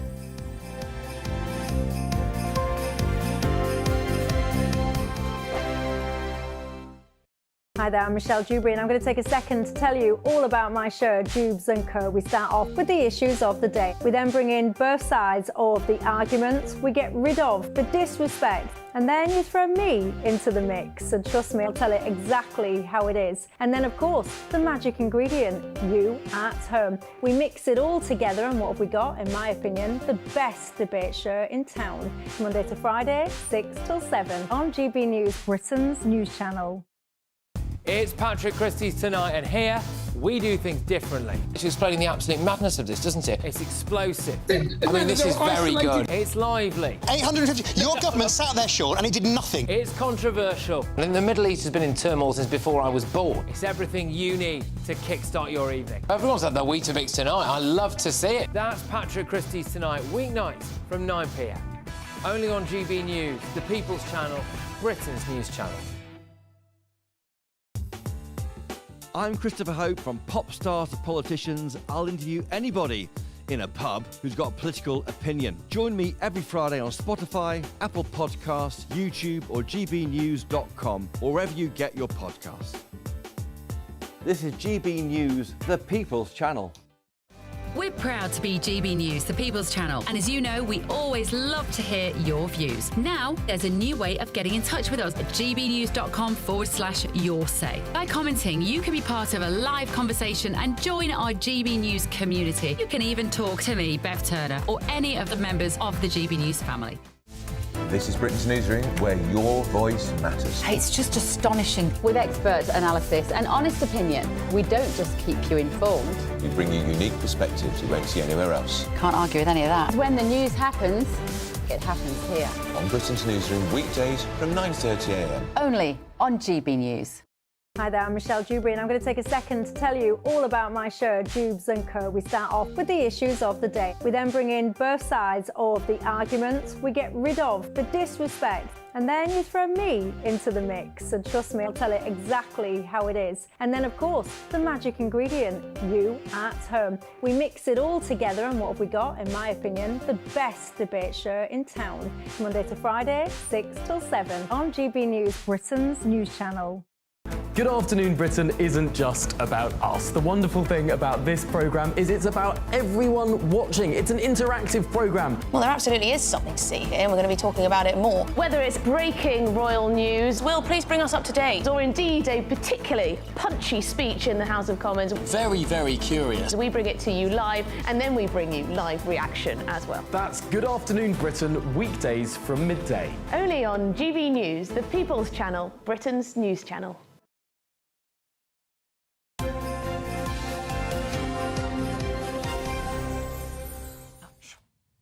7:27, good morning to you. Would you sit still? I'm sorry, my chair keeps sinking. It is, yeah. I was basically on the floor. Did you see that link about half an hour ago? And she was literally down here. My head was on the desk. We were trying very hard not to laugh during a very serious interview, but she was just going down. I know, as it sinking. were. Terrible. Yeah. Right, now. What have you got planned for Christmas Day? Are you I'm going to my auntie and uncle's. I wasn't really asking you, I was asking you. You're going to your auntie and uncle's? Yeah, what are you doing? That's nice. You're going to your in-laws. No, you're not. No, family. Going to your mother's. Mum, yeah. So it'd be very nice. But are you hosting the whole family? If you are a guest at someone else's, do you offer to bring the drinks, perhaps a dessert, or maybe you've got to pay to go? Yes, because it turns out that's not even very unusual. A quarter of us request Christmas guests to contribute to the cost of the meal. So we're asking this morning, should we all pitch in the pounds for our family Christmas dinner, or is it a bit mean, a bit Scroogey to ask guests to pay up? I think it is, really. Anyway, we're joined now by mortgage advisor and mum of two, Sally Mitchell, and Mr. Christmas himself, Andy Park. Good morning, you two. I think, Mr. Christmas, we have to start with you. Should we be asking guests to contribute to Christmas dinner? Absolutely no. I think that's way over the top. If you invite someone to Christmas dinner, you don't expect them to pay, surely. If I'd done that, I mean, I get a lot of people to Christmas dinner all year through because I have a Christmas dinner every day. And it's just not the done thing. It's like saying, oh, you owe me 21 quid before you go. You know, it's terrible. I would never dream of doing it. So the answer to that is no, definitely no. I mean, look, Sally, we understand there's a cost of living crisis and all the rest of it, but if you can't afford to put on a Christmas dinner for guests, don't invite guests, surely. Oh, but that just, takes away the whole spirit of Christmas. Christmas is about families and friends getting together and being together. And if it means that that can't happen because someone is footing the entire bill, and also the work involved, let's not forget that. So you'd charge for the work as well, Sally, would you? No, I wouldn't charge money for any part of the Christmas dinner. I'll make that quite clear. But when I invite someone, I'm very lucky. My family always say, what can I bring? What can I do to help? And in the old days, I probably would have said, oh, nothing, don't worry, I'll do it all. But now I say, brilliant, you can do the cheese. Could you do the desserts? Or that amazing mulled wine you like to make, would you mind doing that on the day? And then everyone joins in, everyone pitches in, it's collaborative, it's more fun. No one gets a grumpy mum or dad cooking in the kitchen all day and not enjoying the festivities. So I think it works really well. Mr. Christmas, what do you make of that as a plan, that everyone kind of pitches in and helps with the workload together? That's okay, but the money, I don't think, it's not about money, surely. I mean, I still say, if you want someone to come to your dinner, your Christmas dinner or whatever, you shouldn't charge them. I tell you what, you come down to my house, Steve, Ellie, I'll really put a nice dinner on for you. I'm not going to say to you before you go out the door, you owe me 25 quid each. That'd make me feel so bad about everything. Well, I tell you what, Andy, that'd be quite cheap, because there's a woman in the papers who caused uproar last year because she charged everyone £150, and this year she's put it up to 200. Drinks not included. What did she do for that? Did she have live entertainment in the house or something? I mean, that's far too much, isn't it? Don't you think? Oh, yeah. I do. I think that sort of works if you've decided as a group or a family to go somewhere outside of the home for Christmas. Let's say you're having a Christmas dinner at a hotel, or renting a venue to have Christmas together because you can't maybe fit everybody in, or your family in one house. Then if that's agreed beforehand, that's okay. I've done that before. But I do agree with Mr. Christmas. If you invite someone to your home, there has to be an expectation of hospitality, but I will take any help that is offered just to share the load and share the cost. I mean, I totally get your point, Sally, that it's about family, but I mean, certainly about what we do is this year we're having a small Christmas dinner, just the four of us, and then we all meet up after. Everyone meets up afterwards and has like a bit of a knees up, drinks and nibbles. Yeah, we do that on Boxing Day. We call it Boozing Day. Where everybody brings all their leftover food that didn't get eaten on Christmas Day, and we just have a sort of a picking feast or banquet, and that works really well. I have done Christmas on my own quite a few times over the years, having two children, but they are often with their father over the last few years.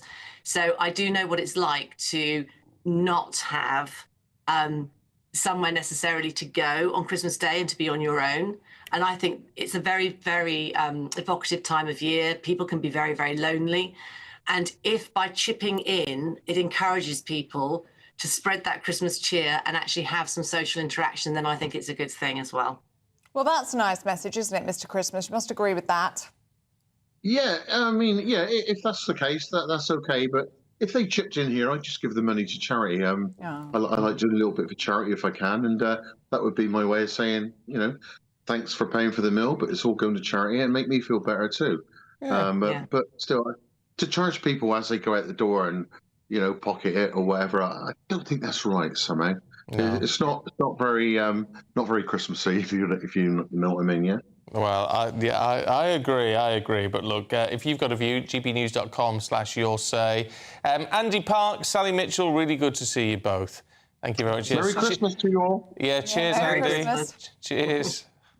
Andy's already on the wine at 7:30 in the morning. Yeah. Just. Isn't he? Well, of course, it's not all about the fancy stuff at Christmas. No. It's not about the big meals. It's not even about the presents. No.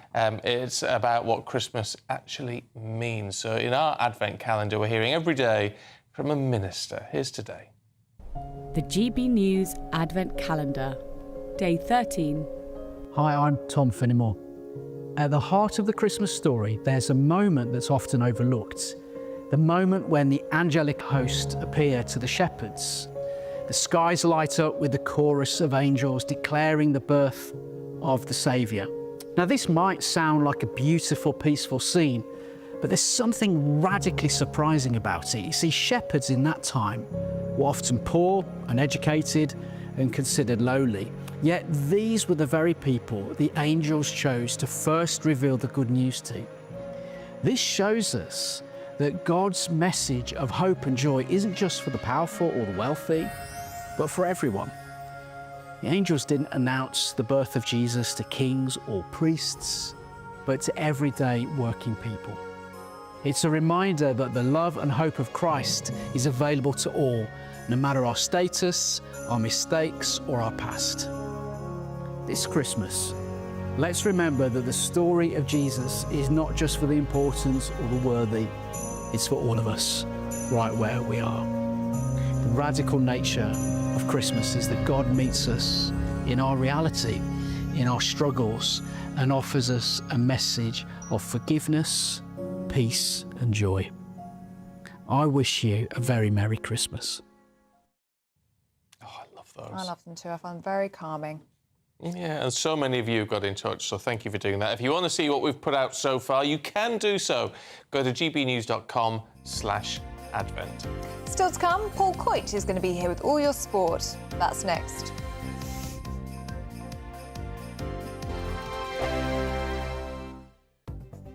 The latest GB News travel.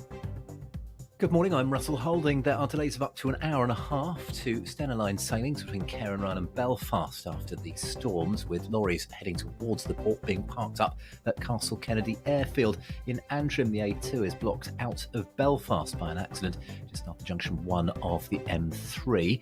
Now, the Port of Holyhead remains closed for emergency repairs. Buses replaced trains again today between Llandudno and Blaenau Ffestiniog, between Shrewsbury and Swansea. Trains have been stopped between Carmarthen and Fishguard Harbour, Milford Haven and Pembroke Dock because of poor rail conditions. In Worcestershire, the A441 is closed at New End, south of Redditch, because of a fire. And on the M4 in Berkshire, 3 out of 4 lanes closed eastbound after an accident between junction 6 and 5 near Slough. It's taking around half an hour in queues from junction 7. You can stay up to date throughout the day by visiting our website, gbnews.com. Join me, Camilla Tominey, for a frank and honest discussion with those in power that cuts through the spin and gets to the heart of the issues shaping our nation. You haven't confirmed that you want to stand as leader, but you haven't ruled it out either. This report basically says that he's not fit to stand trial. Is he indecisive? Incompetent? I deliver the dose of reality Westminster needs. That's the Camilla Tominey Show at 9:30 every Sunday on GB News, the People's Channel, Britain's news channel. Hi there, I'm Michelle Dewberry, and I'm going to take a second to tell you all about my show, Jubes & Co. We start off with the issues of the day. We then bring in both sides of the argument. We get rid of the disrespect. And then you throw me into the mix. And trust me, I'll tell it exactly how it is. And then, of course, the magic ingredient, you at home. We mix it all together, and what have we got? In my opinion, the best debate show in town. Monday to Friday, 6 till 7 on GB News, Britain's news channel. Join me, Nana Akwe, for an informative, interactive news programme with a difference. It's fun. No, he didn't say that, though. I'm so surprised. I think there's an element of truth to that. Join me from 3 p.m. every weekend, only on GB News, Britain's news channel. Good Afternoon Britain isn't just about us. The wonderful thing about this programme is it's about everyone watching. It's an interactive programme. Well, there absolutely is something to see here, and we're going to be talking about it more. Whether it's breaking royal news, Will, please bring us up to date, or indeed a particularly punchy speech in the House of Commons. Very, very curious. We bring it to you live, and then we bring you live reaction as well. That's Good Afternoon Britain, weekdays from midday. Only on GB News, the People's Channel, Britain's news channel. I'm Tom Harwood. This is GB News, Britain's news channel.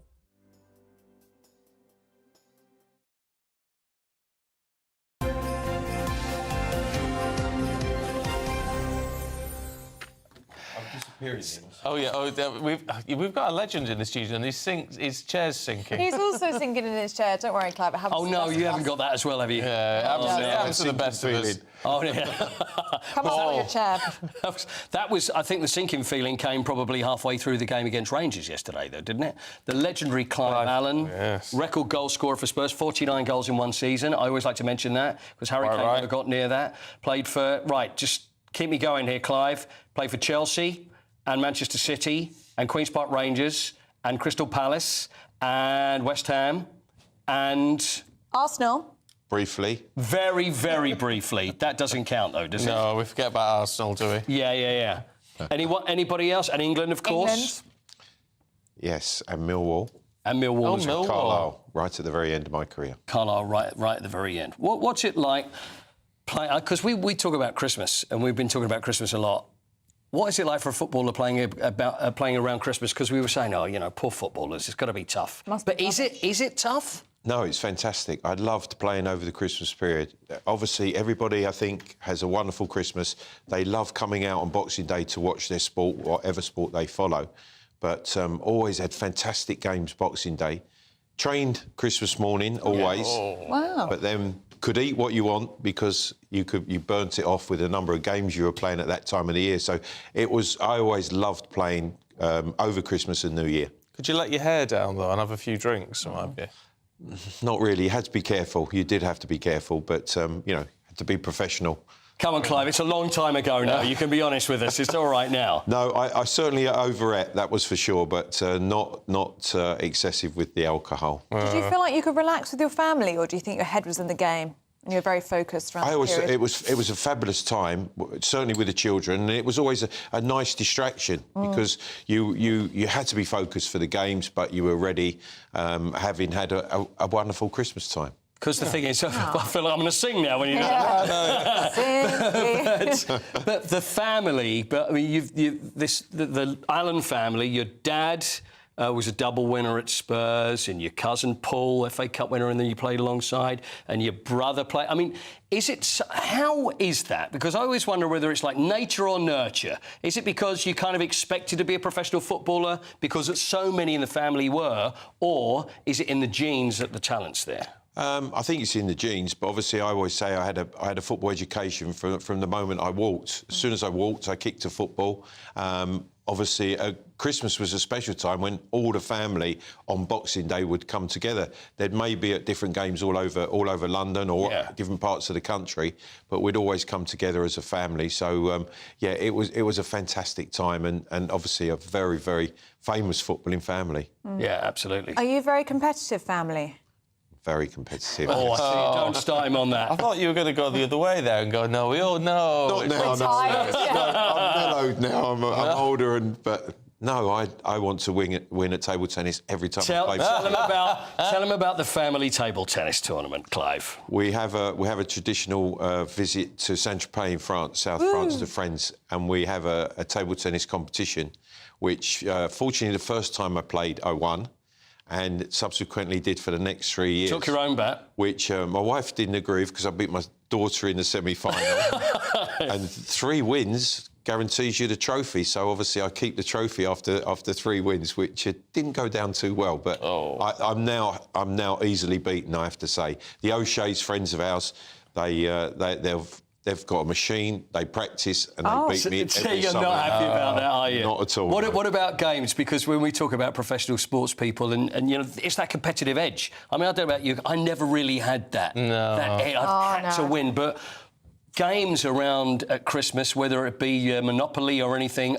Paul, I can't wait. Is it a nightmare? They're lined up for Boxing Day this year. Yeah. And I'll be pretty competitive. I probably won't win, but especially the intelligence ones. But there we are. See, I do get board games. I get a bit competitive. Oh, do you? You Yeah. do? I can't imagine that. I try and hide it a little bit. When I was little, if I didn't win at something, I'd walk off and knock the board over. Do you bend the rules as well? I might. No, well, I might. You know, if we're playing, Use the rules to your advantage, is what you say. Yeah, but if you're doing something like Newmarket, then I'm quite good at cheating on Newmarket. Oh, are you? Yeah. Oh, OK. Got that off my granddad. So I don't mind a bit of cheating. Well, they all know I do it. Oh, do they? Listen, Clive, I'm going to ask you some questions here because we've got some games, and I want you to do some as well, Ellie and Stephen. Some predictions. We've got a lot of games going over the weekend, and obviously going into Christmas is going to get really busy. And I guess this is the time when we're going to start learning, aren't we, who we think is likely to win the title and who's likely to go down. So is it around Christmas time that you think that this is when things kind of fall into place? Yeah, I think this time of the year really does shapes the Premier League in particular. There's such an intense period of games. It's a really difficult time. If you're not in form, it's hard. If you are in form, the games come back to back, and invariably you go through it winning and getting yourself into a really good position for the start of the second half of the season. Right. So Arsenal are playing Everton Saturday. Ellie, what's the score going to be? 3-1 to Arsenal. Sorry. Stephen? I'm going 2-2. Clive? I'm going 2-0 Arsenal. I think they're in good form. They've come off the back of a very good Champions League result. And I think they're, at the moment, the most likely team to run Liverpool close. Oh, do you think so? What about Chelsea? Chelsea were very good last week against Spurs, I have to say. Very impressed with them. But a young side, and I wonder whether they are going to be able to maintain it right the way through to the end of the season. But for me, Arsenal will beat Everton. OK, I'm going to do 2 more. Manchester Derby is on Sunday. Man City, getting wobbly. Manchester United, new manager. 1 win in 10, Manchester City. Now, 1 in 10. We haven't been able to say that for probably 5 years. Since you were playing. Absolutely. Yeah. Absolutely, yeah. Okay. But, and obviously Manchester United, new manager, Amorim come in. They've picked up a good Europa League result. Manchester City come off the back of a disappointing result at Juventus. I think it'll be a close one, but I see City coming through this just. Yeah. Right, OK. I've got 2-0. What do you reckon, Ellie? 2-0 to who? Man City? I've got City 2-0 against Manchester United. I'll go 2-1. 2-1? I'm going 1-0 to 1-0. Manchester City. They're not going to let this. They've got to push through this one. Clive, what's the number you're putting on it? I'm going 2-1 Manchester City. That's what I said. There you go. See, he's just copying you, isn't he? Yes, yeah. Finally, one more very briefly. Southampton Spurs, Sunday. Never know what you're going to get. Maybe with either. Well, you know the way Southampton are going to play. You know the way Ange wants Spurs to play. Yeah. I think they have to win. And I'm going to go for a 2-0 Spurs victory. OK. Agreed? 6-0. 6-0. Spurs. Yeah, 4-0 would be nice. Anything to keep you in favour, Paul. I've got that. That's good. I've got 4-1 Spurs. See, we're launching our weekly predictions, you see, which are available exclusively, me against Clive, GB News members on gbnews.com/sport. Clive, always a pleasure. Yeah, thanks, real Clive. joy. That was fun. Thanks for coming in. Much. Thanks. I'd love to be in on Thanks, that ball Courtney. game, though. Yeah. That's something to do next time. Bring a game in. Right, we've got the papers heading your way in just a moment. Don't go anywhere.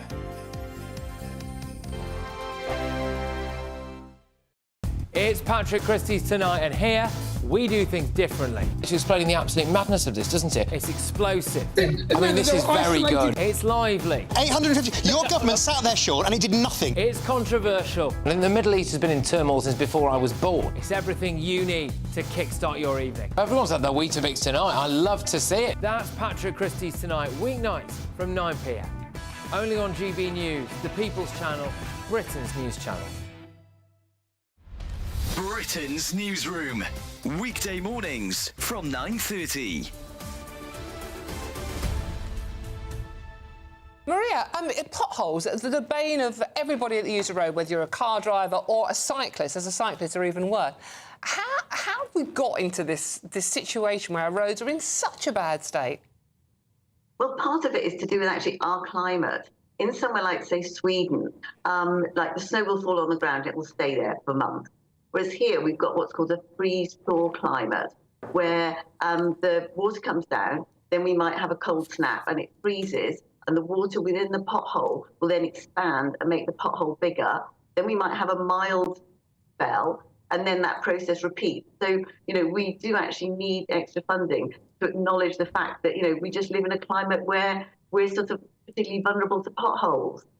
Why? I mean, the fact that this happens, these weather conditions happen, is no great surprise to anybody. Why has the problem been ignored for so long? I think what's happened is we've had short-term funding. So it's like, oh, there's a pothole, let's patch it up. Oh, there's another one, let's patch it up. But the patches aren't actually really that strong, so then they break down again. So, really what we need is to have roads completely resurfaced, and then they'll just be pothole-free for a very long time. And that really is how funding should be. That's the direction funding should go in, as opposed to just sort of dribs and drabs here and there. Do you think this government are going to be good for the motorist, or is there indeed a war on the motorist still? The different parties come in and they've all got different policies that they wheel out, then they cancel the policies, and then there's so much lack of transparency. Like, for example, with the pothole issue, sometimes the government, whichever government is in office, will do some big showboating about how they're going to give X amount of potholes, and you still think that sounds really good. GB News, the People's Channel. Join me, Camilla Tominey, for a frank and honest discussion with those in power that cuts through the spin and gets to the heart of the issues shaping our nation. You haven't confirmed that you want to stand as leader, but you haven't ruled it out either. This report basically says that he's not fit to stand trial. Is he indecisive? Incompetent? I deliver the dose of reality Westminster needs. That's the Camilla Tominey Show at 9:30 every Sunday on GB News, the People's Channel, Britain's news channel.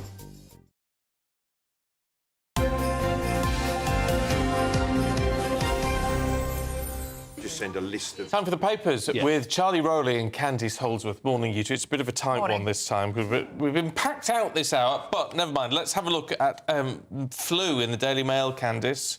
We're going to have a tidal wave of flu. Yeah, so this is a story in the Mail, like you say. There's been a sharp uptick in flu cases this year, also along with a rise in RSV, norovirus, Christmas brain, norovirus and COVID, leading to what they're calling a quademic. So the NHS is saying get your flu jabs in. Yeah. Everyone I know has got a flu jab because last year was a disaster. So many people had chest infections and were ill and just did not have a nice Christmas. So highly recommended if you can. Yeah, I have it every year, but I think it's a good thing to do. Yeah. Charlie, I watched Wicked last night. Did you? It was incredible. Oh, Jonathan yes. Bailey, as in the Bridgerton actor, is in it, isn't it? Yes. And he's made some comments, hasn't he, in the Telegraph today?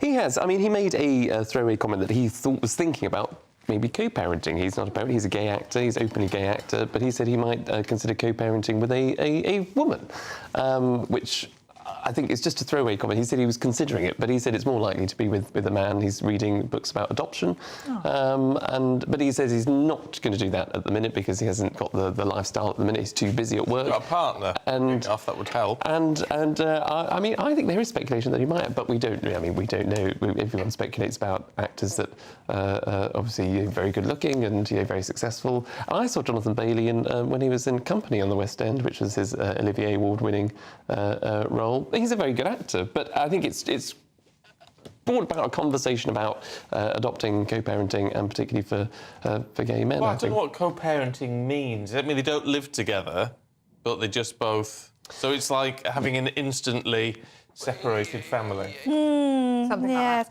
Look, I would always say, make sure, do not... If people who haven't had kids... You need a lot of help if you're parenting on your own. Kids are a lot of work, and if you've got a demanding career, you need to think about these things beforehand, definitely. Yeah, well, he's given it some thought, but Yeah. I don't know. I don't know what I make of all of this sort of thing, really. Should we have a look at some party bloopers in the sun, Candice? Yes. So, yeah... Everyone here at GB News is reeling still from that. We went. News travels, news has reached you. What you got to tell us. It's the morning after. This is a story in The Sun. Everyone gets so excited for the Christmas party. They get very uninhibited on the night, and then the next day have a lot of regrets. Usually because of all the people you flirted with, the things you said to your boss. Yeah. All of that. Yes. And some of them, now this didn't happen at the GB News Christmas party, I can reveal that this didn't take place, but one of the bloopers, according to the survey I think conducted by Iron Brew, which is when people hog the karaoke too much. Now that is something I might have been guilty of in the past, but not at the GB News party. There wasn't any karaoke, sadly, but I would suggest that to the bosses that might be listening for next year. Karaoke, yes, I like to belt out every now and again, a bit of Whitney or Celine Dion or something like that. Something, very butch for the rest of the party goers. But telling your boss, as Candice said, that you love them apparently is quite right. Really? One of the mistakes a lot of people make. It's the other way round. Well, so but you're right. And people are too ashamed to turn up to work the next day. Can you believe that? If you overdo it at the party, you might call in sick. Yes. And it is party season now. And apparently, just whilst we're on, apparently next Friday next is the key calendar moment for Christmas parties known as Black Eye Friday or Mad Friday. Now, I'd never heard of this, apparently so. Never heard of that. Apparently there's going to be a lot of punch-ups at Christmas parties. I mean, you either love your boss or you absolutely hate them and show your emotion in equal measure. Yes. Oh, well, there you go. Right, you two, thank you. We'll see you in the next hour. Sorry it was short. Let's have a look at the weather now with Honor.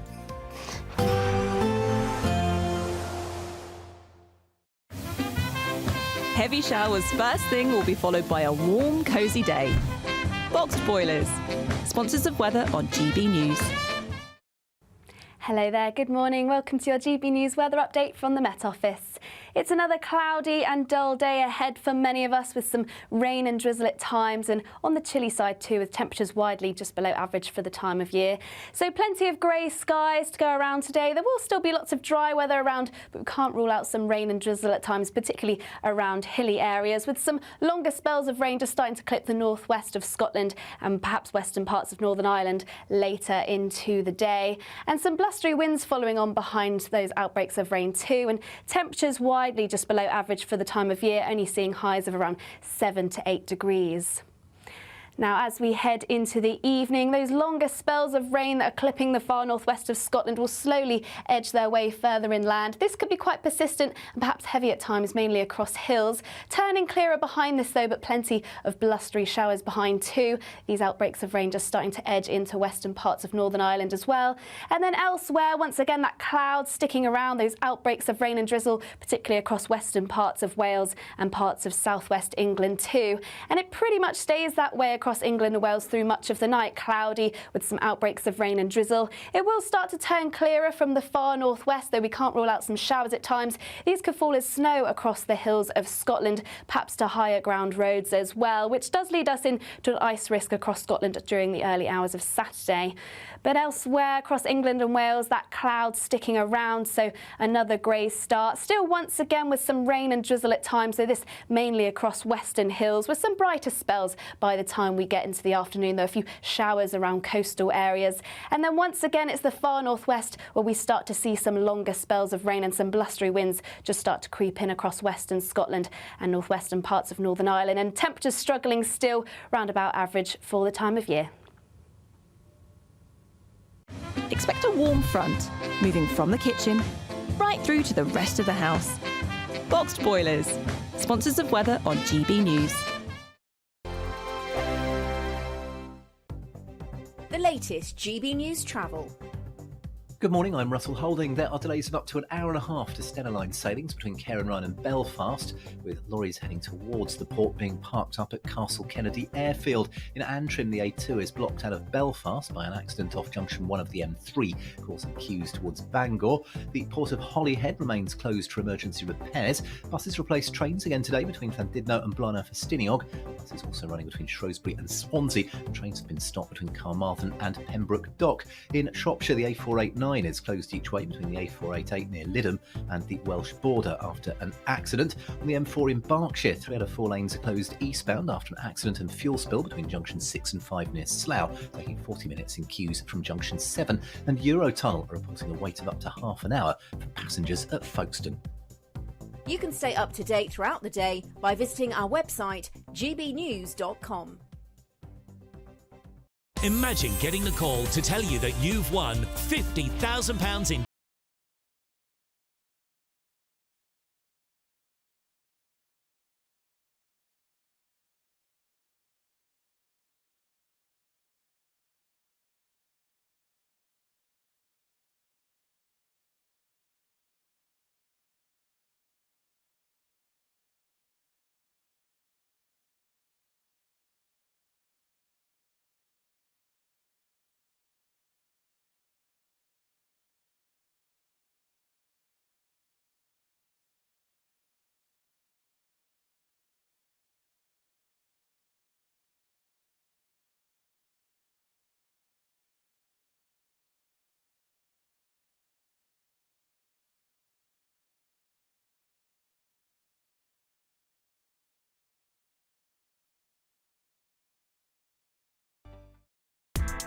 Join me, Nana Akweer, for an informative, interactive news programme with a difference.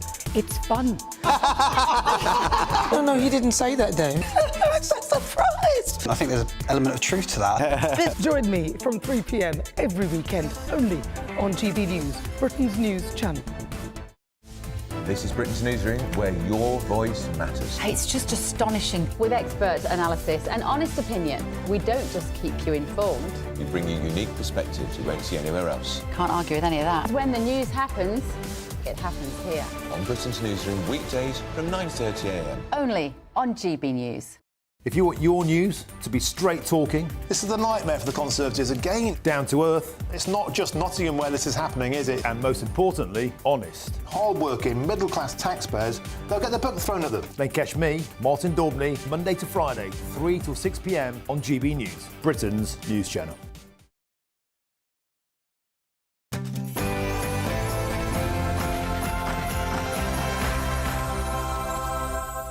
Good morning. Prince Andrew under fire as it's reported the royal is linked to an alleged Chinese spy. Well, the person at the centre of the controversy is reportedly banned from entering the UK. But there are questions about the man's friendship with the embattled Duke of York. Breaking news as Britain's economy unexpectedly contracts by 0.1%. Could we be heading towards a recession? The Net Zero Secretary Ed Miliband launches a new Clean Power Action Plan to decarbonise the electricity grid by 2030. But is that going to mean that your bills will rise? Freedom of movement for under-30s with the EU. Well, we're going to be debating whether it's a good idea after GB News' Chris Hope grilled Germany's ambassador to the UK. There will be many things on the agenda, the security pact, which is proposed by the British government.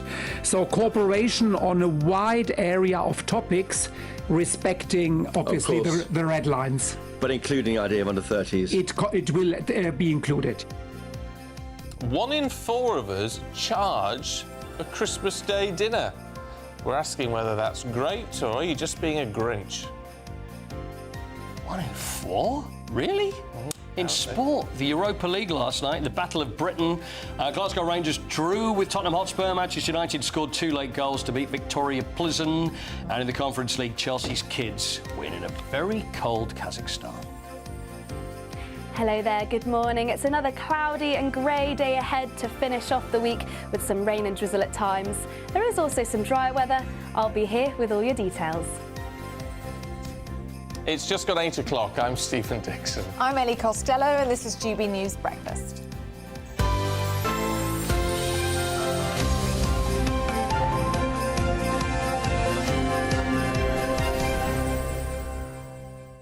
Ellie's struggling. Go on. Because you want to sneeze. What you need to do, here's a tip for you at home as well, if you're watching or listening. Stick your tongue out as far so you can really feel it pull at the back of your mouth. Oh, go on. No, seriously. Really? You wind me up. No, I'm You're not doing winding that you up. against her, aren't you? Try Look, it. Try it. So it really pulls at the back. As far out as you can go.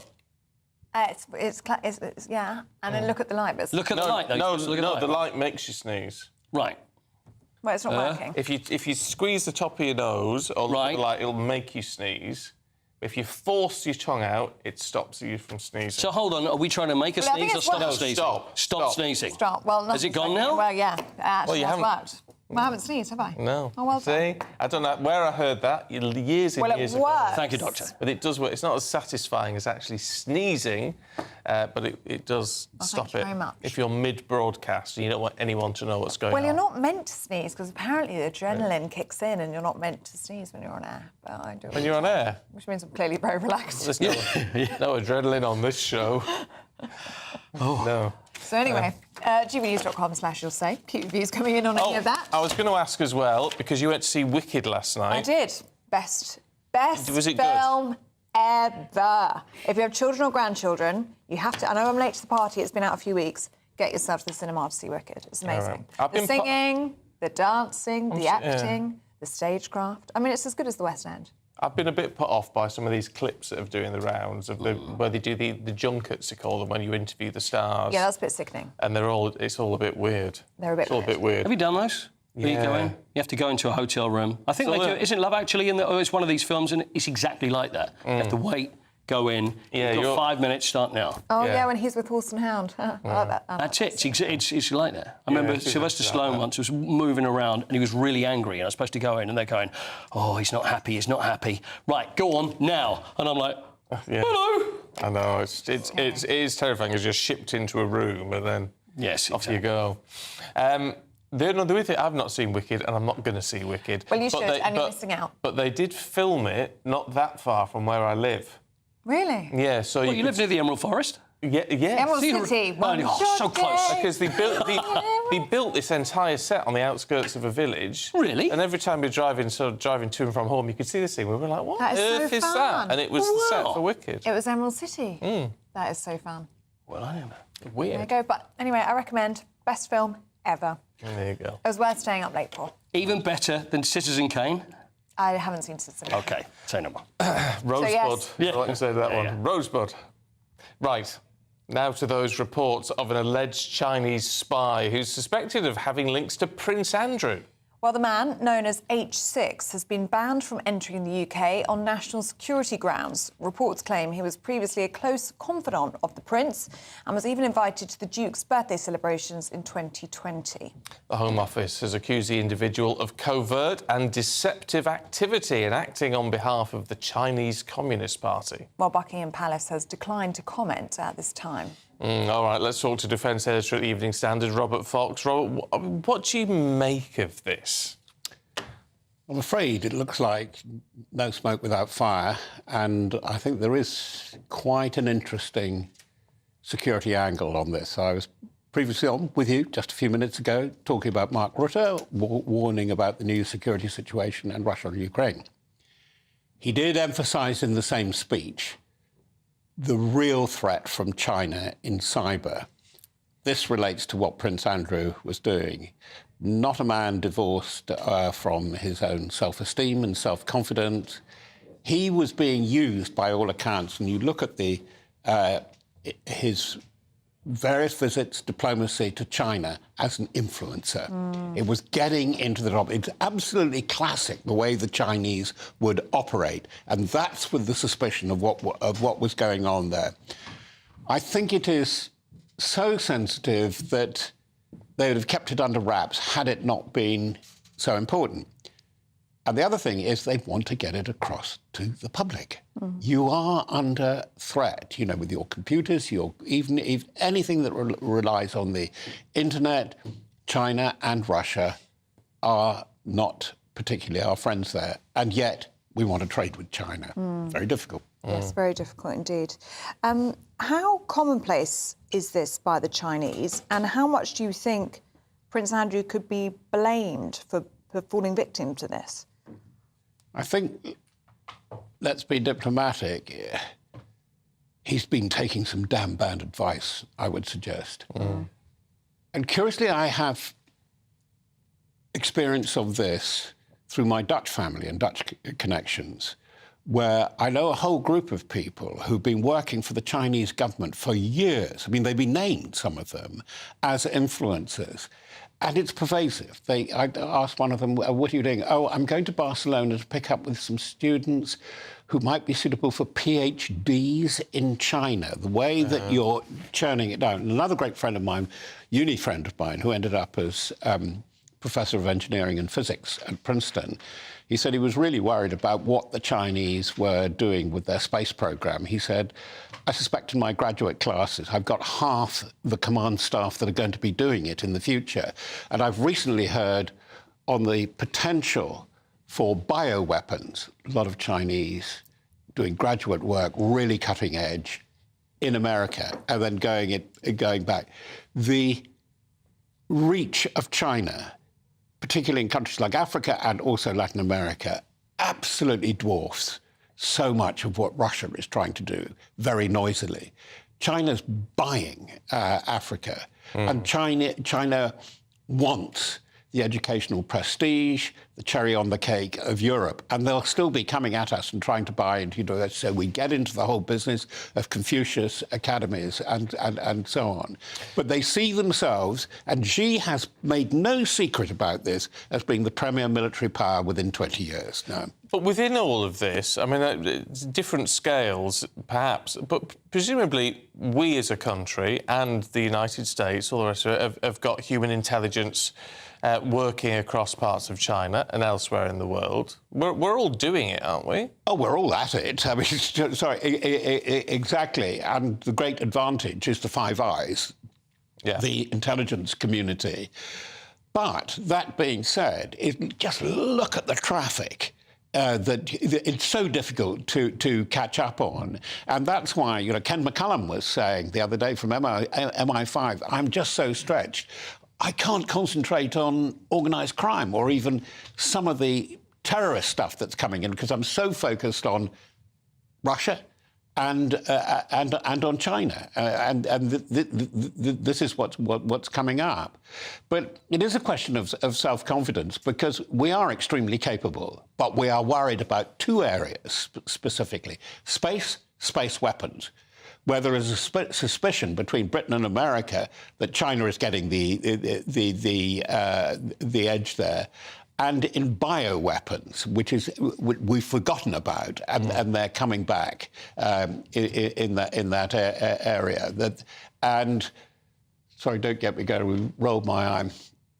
Quantum is the next one. We have no idea what it's going to do. This spooky intercommunication where you may not even have to rely on GPS within 10 years, and the Chinese particularly are pretty darn good. And by the way, it's why I think Trump is going to be hard on Russia about Ukraine, because he doesn't want the distraction of Russia's preoccupations and wars, because he sees the main event, the main attraction of his second presidency will be the contest with China.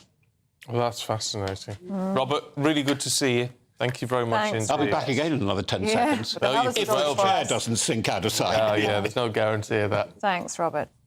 Now, some breaking news, and the UK economy shrunk by 0.1% in October. Well, it's the second month in a row that the economy has contracted. Well, the Chancellor, Rachel Reeves, has responded to this. She's acknowledged that the figures are disappointing, but reiterated the plans in place will boost long-term economic growth.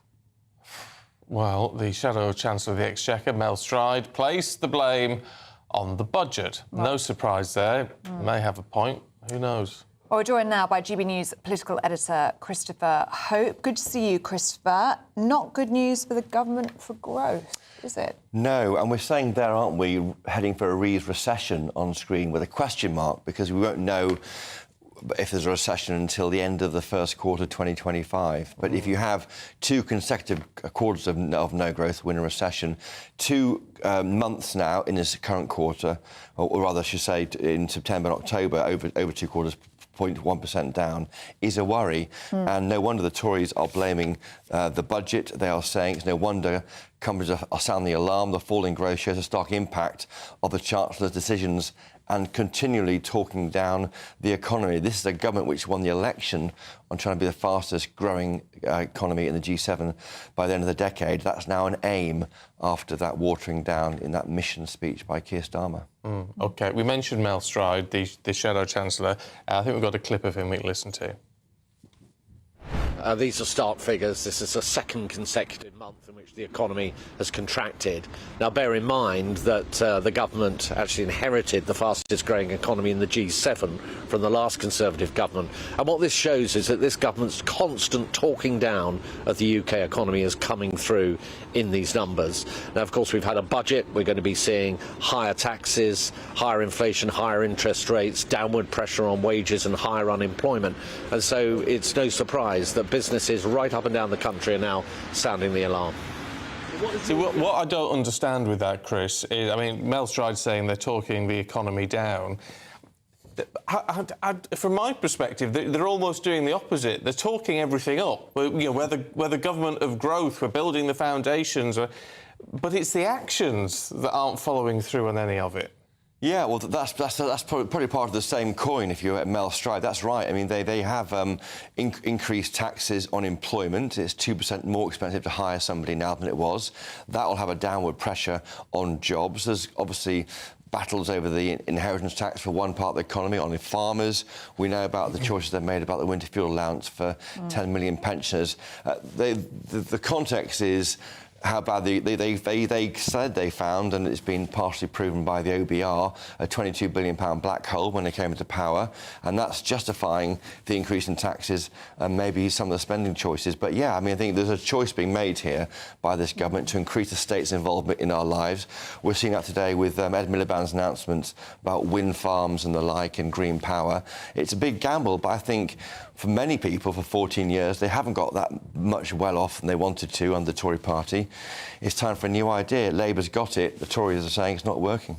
What do you make of Rachel Reeves' reaction to these figures this morning? I mean, she's admitted they're disappointed, but she's defiant, isn't she, saying that her plans are going to boost long-term growth? Well, she says we're determined to deliver economic growth, and I'm determined to go for a run tomorrow. Whether I stay in bed all day is a different matter. I mean, being determined is one thing, and offering up policies which provide growth. And as you say, correctly, Stephen, I think, you know, is it right that we are taxing companies more and expect them to grow more? They will be pulling back growth decisions probably, and this may be the result. So I think this could be, you know, the words are strong, Ellie, from the Chancellor, but whether they actually work, well, it looks like maybe not at the moment, but we'll wait and see. But this is the rock and the hard place, isn't it, that the government finds himself in, where they say, well, we need to pull more cash in, but we want to grow. You can't... Have they been naive in the run-up to the election, thinking, actually, we can do it all? But the reality is, obviously, you can't. I think they're trying to say all things to all people to win power. They made promises on the tax lock is seen by some to be a problem. That's not increasing national insurance, although they have done for employers. VAT and income tax, some areas around there, top rate of income tax may be more targeted, possibly at the richer people who can afford taxes. But yeah, I mean, it's been very, very difficult for them. They wanted to, I mean, some critics say they were very keen to beat the Tories. But then what? When is the idea? In the same way with the Tory party, with Boris Johnson, get rid of Corbyn, deliver Brexit in 2019, and then what? I think the then what hasn't been answered yet by this government properly. Yeah, but 6 months in, I mean, this is the crazy side of it all. You would imagine they were going in with a then what plan for at least the first 12 months, wouldn't you? The first parliamentary year. Well, the missions announced last week in Palmer Studios, I think, are quite limited. I mean, where the big issues, benefits bill is going to be being huge by the end of this decade. How will you deal with that? And that is tough choices. Immigration, to reduce both net migration and illegal migration, just reducing it is a bare minimum of what it means little with no target, and it's the bare minimum of any competent government. We've had two major announcements, haven't we, in the past 2 days? We had a housing yesterday, we had clean energy plan today. I mean, is any of it achievable in 5 very short years? I mean, they're ambitious, both of these plans. The jury's out on both those things. I mean, on planning, the scars on the back of previous Tory governments trying to take on communities. I mean, the big battles next year will be with communities not happy about this imposition of, some would say, housing they don't want there, inappropriate housing on the edge of small villages, ruin the character of those villages, the place that people lived in for hundreds of years, or families have been there for hundreds of years. That'll be a battle. Pylons, there's little mention today from Ed Miliband, for example, on this £300 off bills by 2030. Now, I asked him at the COP conference that question. Of course we will, Chopper, he told me, in a happy way, but it's not there as far as the Tories tell me, and I've been through all the detail this morning in this Clean Power 2030 plan. They want to get to 95% of UK power from clean sources by 2030. Will it work? I think things need to happen. I think there is a kind of sclerotic lack of investment in this country. It's a new idea to kickstart things happening, but can the state do it better than the private sector? That's a gamble the electorate took in July. Yeah. OK. Chris, thank you very much indeed. All seems a bit pie in the sky at the moment, but that might be being really unfair.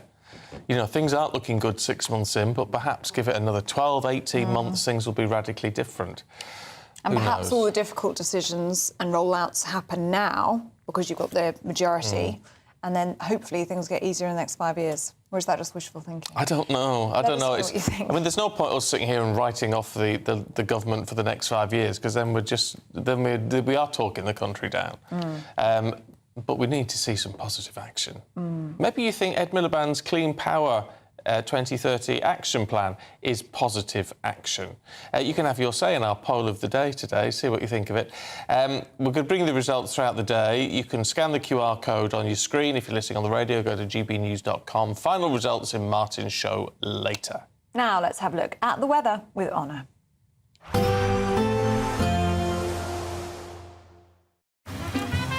Despite the morning rain, it'll be a nice, warm, cosy day ahead.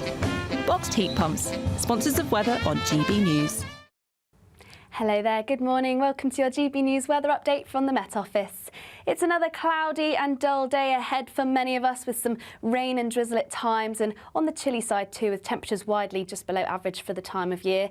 So plenty of grey skies to go around today. There will still be lots of dry weather around, but we can't rule out some rain and drizzle at times, particularly around hilly areas, with some longer spells of rain just starting to clip the northwest of Scotland and perhaps western parts of Northern Ireland later into the day. And some blustery winds following on behind those outbreaks of rain too, and temperatures widely just below average for the time of year, only seeing highs of around 7 to 8 degrees. Now, as we head into the evening, those longer spells of rain that are clipping the far northwest of Scotland will slowly edge their way further inland. This could be quite persistent and perhaps heavy at times, mainly across hills. Turning clearer behind this though, but plenty of blustery showers behind too. These outbreaks of rain just starting to edge into western parts of Northern Ireland as well. And then elsewhere, once again, that cloud sticking around, those outbreaks of rain and drizzle, particularly across western parts of Wales and parts of southwest England too. And it pretty much stays that way across England and Wales through much of the night, cloudy with some outbreaks of rain and drizzle. It will start to turn clearer from the far northwest, though we can't rule out some showers at times. These could fall as snow across the hills of Scotland, perhaps to higher ground roads as well, which does lead us into an ice risk across Scotland during the early hours of Saturday. But elsewhere across England and Wales, that cloud sticking around, so another grey start. Still once again with some rain and drizzle at times, so this mainly across western hills with some brighter spells by the time we get into the afternoon, though a few showers around coastal areas. And then once again, it's the far northwest where we start to see some longer spells of rain and some blustery winds just start to creep in across western Scotland and northwestern parts of Northern Ireland, and temperatures struggling still round about average for the time of year. There will be a light breeze in the morning, leading to a warm front. Boxed heat pumps, sponsors of weather on GB News. We've got new favourite people. Oh, we do, yes. Cliff and Julie. Cliff and Julie. So unless you're Cliff and Julie, you're just not on the list. They're from Essex, and they won our fabulous Christmas giveaway on the Great British Giveaway, and this is how they found out, but they're just so great. We love them. My name is Cliff. And my name is Julie. And we won £25,500 gift voucher and a GB News goodie bag. When my phone rang, I was on cloud nine. I couldn't even finish my job. Amazing, just the best feeling ever. We can get everything we want. We can buy presents for friends and family. I'd say don't hesitate, do it. If you're not in it, you've got no chance of winning it. But we're glued to GB News. It's the best station ever. Merry Christmas, GB News! We love you! And we love you, Cliff and Julie. Fabulous. Now, if you want to be part of the fun, you can. We've got a new Great British giveaway, and you can win £50,000 in tax-free cash by the end of January. It could be the making of you. It could be the making of the new year. Yes, good. Here's how. Imagine getting the call to tell you that you've won £50,000 in tax-free cash, our biggest cash prize of the year.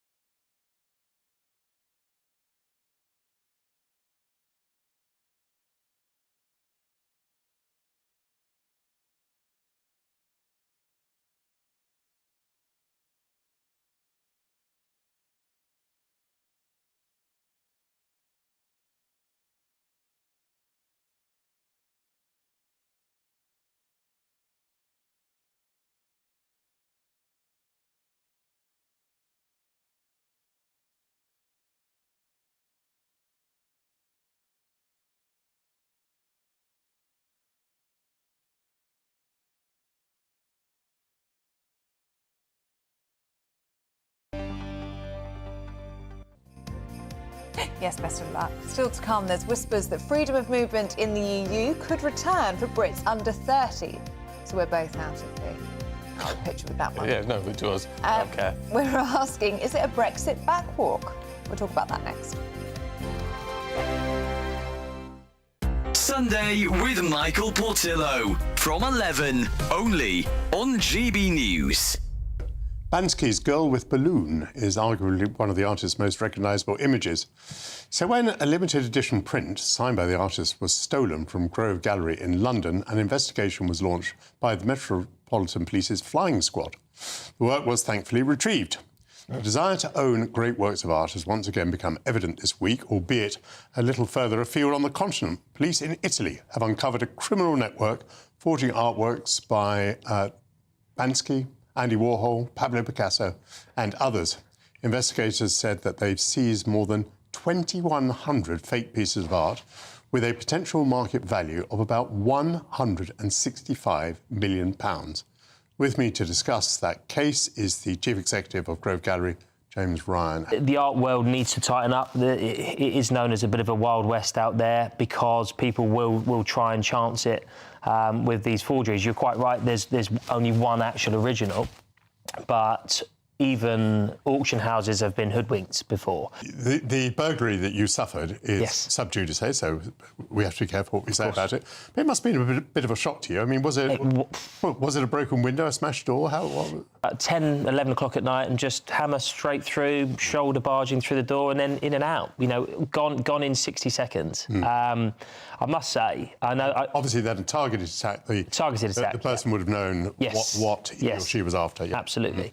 But I must say, I know they cop a lot of, you know, flack, the police force, but the flying squad got the artwork back within 3 days. They were fantastic. So, yeah, I've never heard or seen, other than the Thomas Crown Affair type film, you know, I just didn't think it'd be happening to little old me, you know, in Fitzrovia, but it did, and thankfully we got it back. GB News. Good Afternoon Britain isn't just about us. The wonderful thing about this programme is it's about everyone watching. It's an interactive programme. Well, there absolutely is something to see here, and we're going to be talking about it more. Whether it's breaking royal news, Will, please bring us up to date. or indeed a particularly punchy speech in the House of Commons, Very, very curious. we bring it to you live, and then we bring you live reaction as well. That's Good Afternoon Britain, weekdays from midday. Only on GB News, the People's Channel, Britain's news channel. Nightmare commute? Kick it up a gear with GB News Radio. You can listen online and on DAB+ and on the GB News app. We're also on TuneIn and the Radio Player app. From the school run to rush hour, get revved up with GB News Radio. We are the People's Channel, Britain's news channel. I'm Michael Portillo. This is GB News, the People's Channel, Britain's news channel.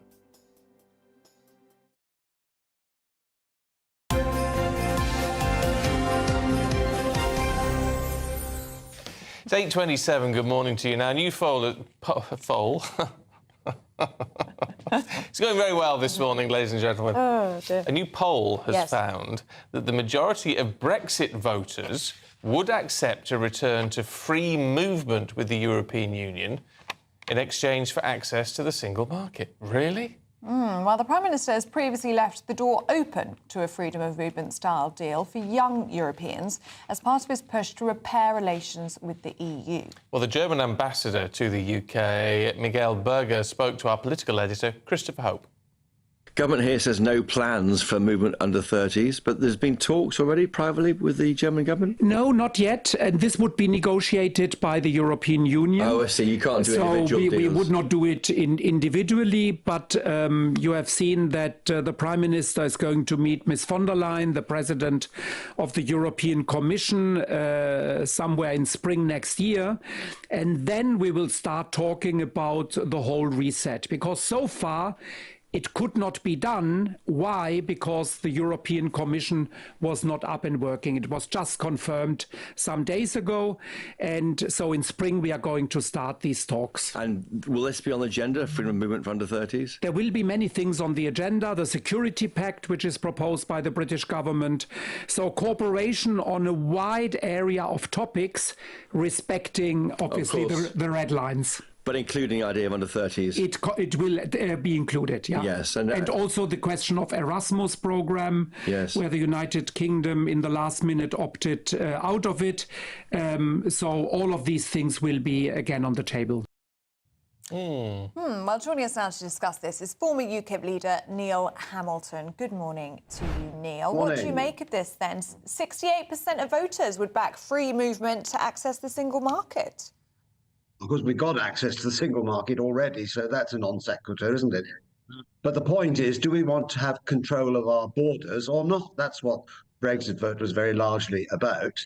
And what's happened since 2019, when nominally we left the EU, there has been a substantial reduction in immigration from the EU, but of course a massive explosion of immigration from the rest of the world. I mean, that's the scale of the Tory government's complete betrayal of the British people on immigration. Now, everybody should want to have sensible and flexible visa regimes to enable people to work in other countries in Europe. But what we don't want to do is give an unlimited right to work in this country or to live in this country to all and sundry. But in this scheme, Neil, what they're talking about is obviously not all and sundry. But you could do it until the day you turn 30. Well, it is all and sundry under the age of 30. We've got 6.5 million people in this country of working age who are not working. So it's not as though we've got a labour shortage. What we have got, of course, is a shortage of skills and motivation to work. And that's something that the government should be concentrating on, not starting to dismantle the entire Brexit deal. We knew Keir Starmer never accepted the referendum result. He wanted to have a second referendum until that became politically embarrassing to him. And now what they're trying to do is, by stealth, to lock us back into the EU, but in a worse position than we would have been if we'd stayed in. Because at least in those days, we were part of the decision-making process in the Council of Ministers, and we had MEPs for all the use that they were on the whole. But nevertheless, we were able to participate in the debates on the laws by which we were governed. Outside the EU formally, but subject to the regulations that they make, we've been in a worse situation before. But Labour are quite happy with that, of course, because they prefer to be governed by Brussels. And as they're so useless at doing it from Westminster, in some ways we might be better off. They could either do a worse job than Starmer and Reeves are doing now. But Neil, couldn't free movement of young Europeans actually be beneficial for us? I mean, we know that European workers prop up our hospitality sector, they prop up our construction industry. I mean, it can really be beneficial for our economy. Well, where there are shortages of skills, of course we can make up the shortfall by having a visa regime. And we've had this even when we were in the EU, to cater for those specific gaps in the market. We did this for agricultural workers, for example, before the floodgates were thrown open in 2004. There was a specific scheme which allowed, broadly speaking, workers from Eastern Europe to come here and pick crops in the seasons that crops matured. So there's no reason why we can't continue those arrangements, which we've already got in place. What we don't want to do is just open the doors to say all and sundry have the right to come here without let or hindrance. In other parts of the world, don't think this is a highly controversial proposition. You know, why should it be so controversial in Britain? It's true that the European economy is failing generally, in Britain with it. You know, 15 years ago, the American economy and the European economies were broadly the same size, about $14 trillion in GDP. In the last 15 years, the American economy has virtually doubled in size, whilst the European economy has stagnated. We've increased the 14 trillion to 15 trillion in Europe. In the United States, that 14 trillion has been increased to 27 trillion. You know, we're shackling ourselves to a donkey in the EU if we go down the route that the Labour Party wants. We should be doing is shackling ourselves to the racehorse of the United States. And under Trump, the US economy is going to roar ahead even faster than it has done in recent years. So that's what we should be doing. If we want to have a prosperous, growing population and a workforce that's better paid, we need to be trading and having our trading relationships which are favourable with those parts of the world that are growing, not those like Europe, which is stagnating. OK, Neil, got to leave it there. Good to see you. Thank you very much indeed. To just clarify, Neil was saying, well, we have got access to the single market. We haven't, technically. What we have got, though, is sort of no tariffs on trading goods with the EU. There are other issues, though. But we haven't technically got in the single market. But there you go. Should we have a free moment? Let us know what you think. gbnews.com/your say. Do stay with us. Still to come, Paul Coit is going to be here looking ahead of all the weekend's biggest sports games. That's next.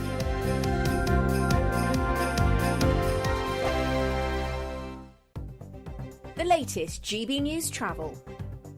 Good morning, I'm Russell Holding. There are delays of up to an hour and a half to Stena Line sailings between Cairn Ryan and Belfast, with lorries heading towards the port being parked up at Castle Kennedy Airfield. The port of Holyhead remains closed for emergency repairs. The buses replace trains again today between Llandudno and Blaenau Festiniog and between Swansea and Shrewsbury.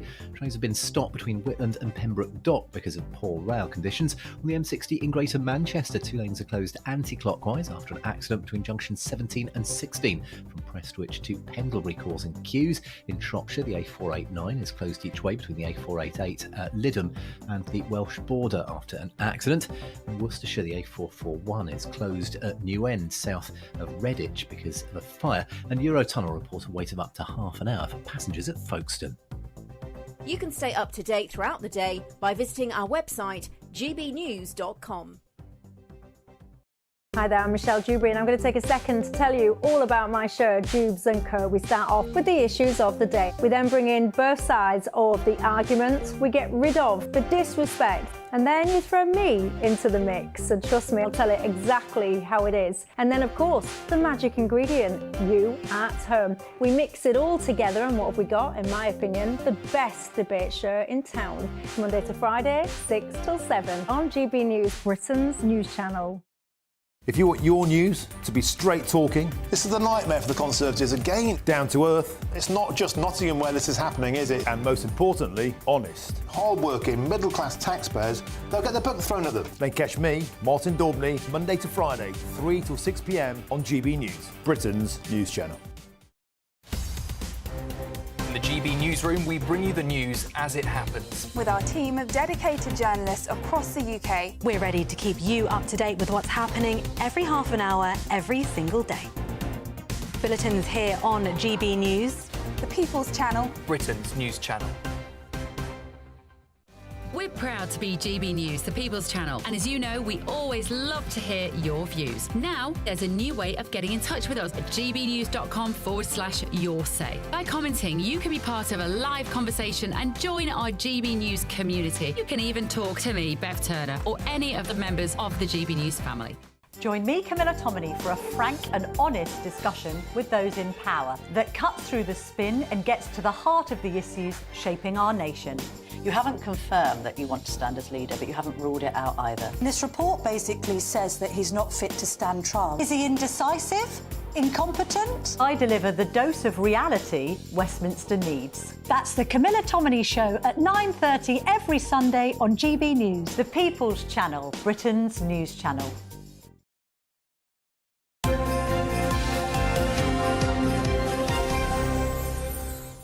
Let's have a look at all the very latest sports games at 8:37. Sports and pastimes, that's my job. Oh, excellent. Head of sports and pastimes. Paul Clott is here. Should we talk Spurs and Rangers? Yeah, I mean, it was the Battle of Britain, wasn't it? And it was a bit of It was a bit of battle. It was a bit of a battle. You never put a better bit of butter on your knife. You can't. Yeah, I know you can't. You can't, really. Frenetic. It was entertaining. Not the highest quality. Doesn't really matter sometimes because it kept it entertaining. I think Rangers... you know what? I'll say it. Don't say Rangers probably... You're going to get booed next time you're on the pitch. Oh, no. I think you're being very generous. But I am. I tried... Ellie, I like to tell it like it is. Yeah, well, you do. Timo Werner, German international, playing for Spurs, did not do very well and has not had the greatest time of it. And for the first time, Ange Postecoglou, our friend Ange, was not too happy about his performance.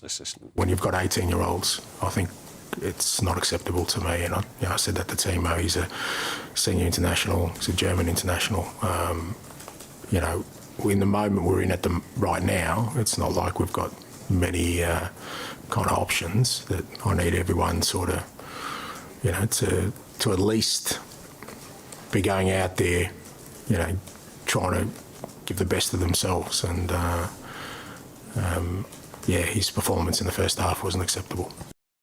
It's quite harsh, isn't it? It is harsh, but everybody responds differently. There was an old player back in the day called Cliff Jones. We've had Cliff Jones on the show. Yeah. Cliff on the show.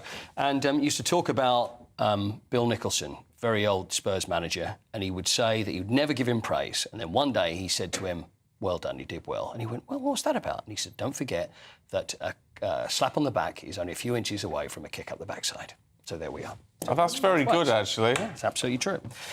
Victoria Poulsen won, Manchester United 2. Couple of late goals. Late from Manchester United, Rasmus Højlund. There was a bit of argy-bargy between Højlund and Diallo.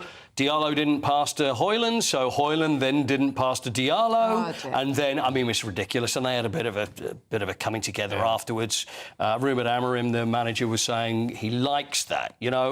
For me, it's perfect. We need to feel something. If we fight each other, it's like a family. For me, it's a very good sign. I don't think they don't kick the ball to each other. I know. Work very well. Yeah, they don't pass to each other. It's a good thing. It's not a good thing. It means they're not getting on. Chelsea won over in Kazakhstan. What was the temperature there, Ellie? -11. Minus 11 Very degrees cold. in Kazakhstan.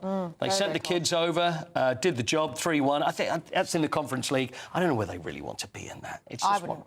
Yeah, it's a lot of When you travelling. say kids, how old are they? They're 3 teenagers. 4 teenagers were playing. Oh, right. There was a 7-year-old and there was a 5-year-old playing in goal for Chelsea. Nothing would surprise me. I know, nothing would surprise me. Do you want to play some birthdays? Yes. Yes. OK, birthday game. Here we go. We've got some birthdays over the weekend and some birthdays today and some showbiz ones in there as well. Right. All right. And by the way, please feel free to play at home. Here we go. This is our great friend Chris Waddle. If I can see properly, Chris. He's been on the show before. Chris Waddle played in 90 and he missed the famous penalty. Yeah, 61. In Italia 90. 61 for Chris Waddle. Ellie. 65. 64. Oh, close. 64. It's close. It's a good start. Right, let's go with the next one.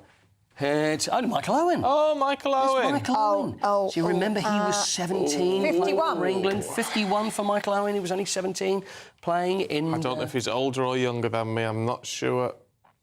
I'm going to go 49. 45. Oh, we're ageing him. Sorry. Ah. Sorry, Michael. Right, now one more sporty one. This is for the weekend. So, who is... Oh, Frankie Dettori. Frankie Dettori. I tell you what, he's so small. That's a normal-sized bell, by the way. Is it? That's just a regular That's a handbell handbell. he's holding. Look at that. Look at that. 54. 54 for Dettori. I'm going to go 53. 54 is the right answer. Oh! We're going to hit the She's show. doing well today. See, and also, I'm now thinking that, Ellie, this is going to be you could play a joker on this one. OK. Whose birthday is it today? Oh. There she is. My Taylor queen, Swift. Taylor Swift. No, it's the third dancer from the left. Is actually the one I was referring to. No, Taylor Swift. How old is Taylor Swift today? And if Ellie gets this wrong, then obviously... We're in trouble. So you have first punt at the Yeah, you're going to have first punt. I thought you might say that. I think she's 35 today. You think she's 35? I was going to say 33. 35 is the right answer, of course. Ding, ding, ding, ding. And finally, one of the greatest entertainers the world has ever seen. It's his birthday today. Oh, Mary Poppins. Oh. There he is. Van It's Dick Van Dyke. 98. 98 for Dick Van Dyke. He's unbelievable, Dick Van Dyke. I think he's 90. I think he's 93. 93. Dick Van Dyke is 99. Oh, so close. On Hushabye Mountain. Oh, I love that song. Oh, Dick Van Dyke. Dick Van Dyke. What a God guy. bless him. Yeah, 99. One of the greatest. Oldest man to win a daytime Emmy. Oh, really? I'll bet. Is that right? He won a daytime Emmy for that appearance there in this hospital soapy thing. Did they give that to him on merit, do you think, or did they think he's 99, we'll give him a daytime Emmy? Well, he was only 98 at the time. That's true. He was just a kid.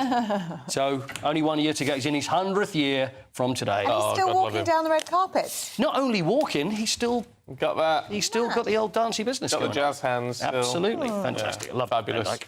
Paul, thank you very much indeed. Have a lovely weekend. Lovely stuff. When's your Thank birthday, you very by much. the way? February. All right. Oh, you're going to do it then? Put yourself on. Yeah, no, but I have to lie, though. That's the thing. Should, yeah. Oh, yeah, but how old Yeah, you and are? then and you'll probably say the right answer, and I'll go no. What, you Say just- 35, and it'll Give me be 50. 21. He's only 21. 58. Maybe 58. I was going to put you at 57. There you go. Ah. Do stay with us. Still to come, Charlie Rowley and Candice Holdsworth will be here going through the papers with us. That's next.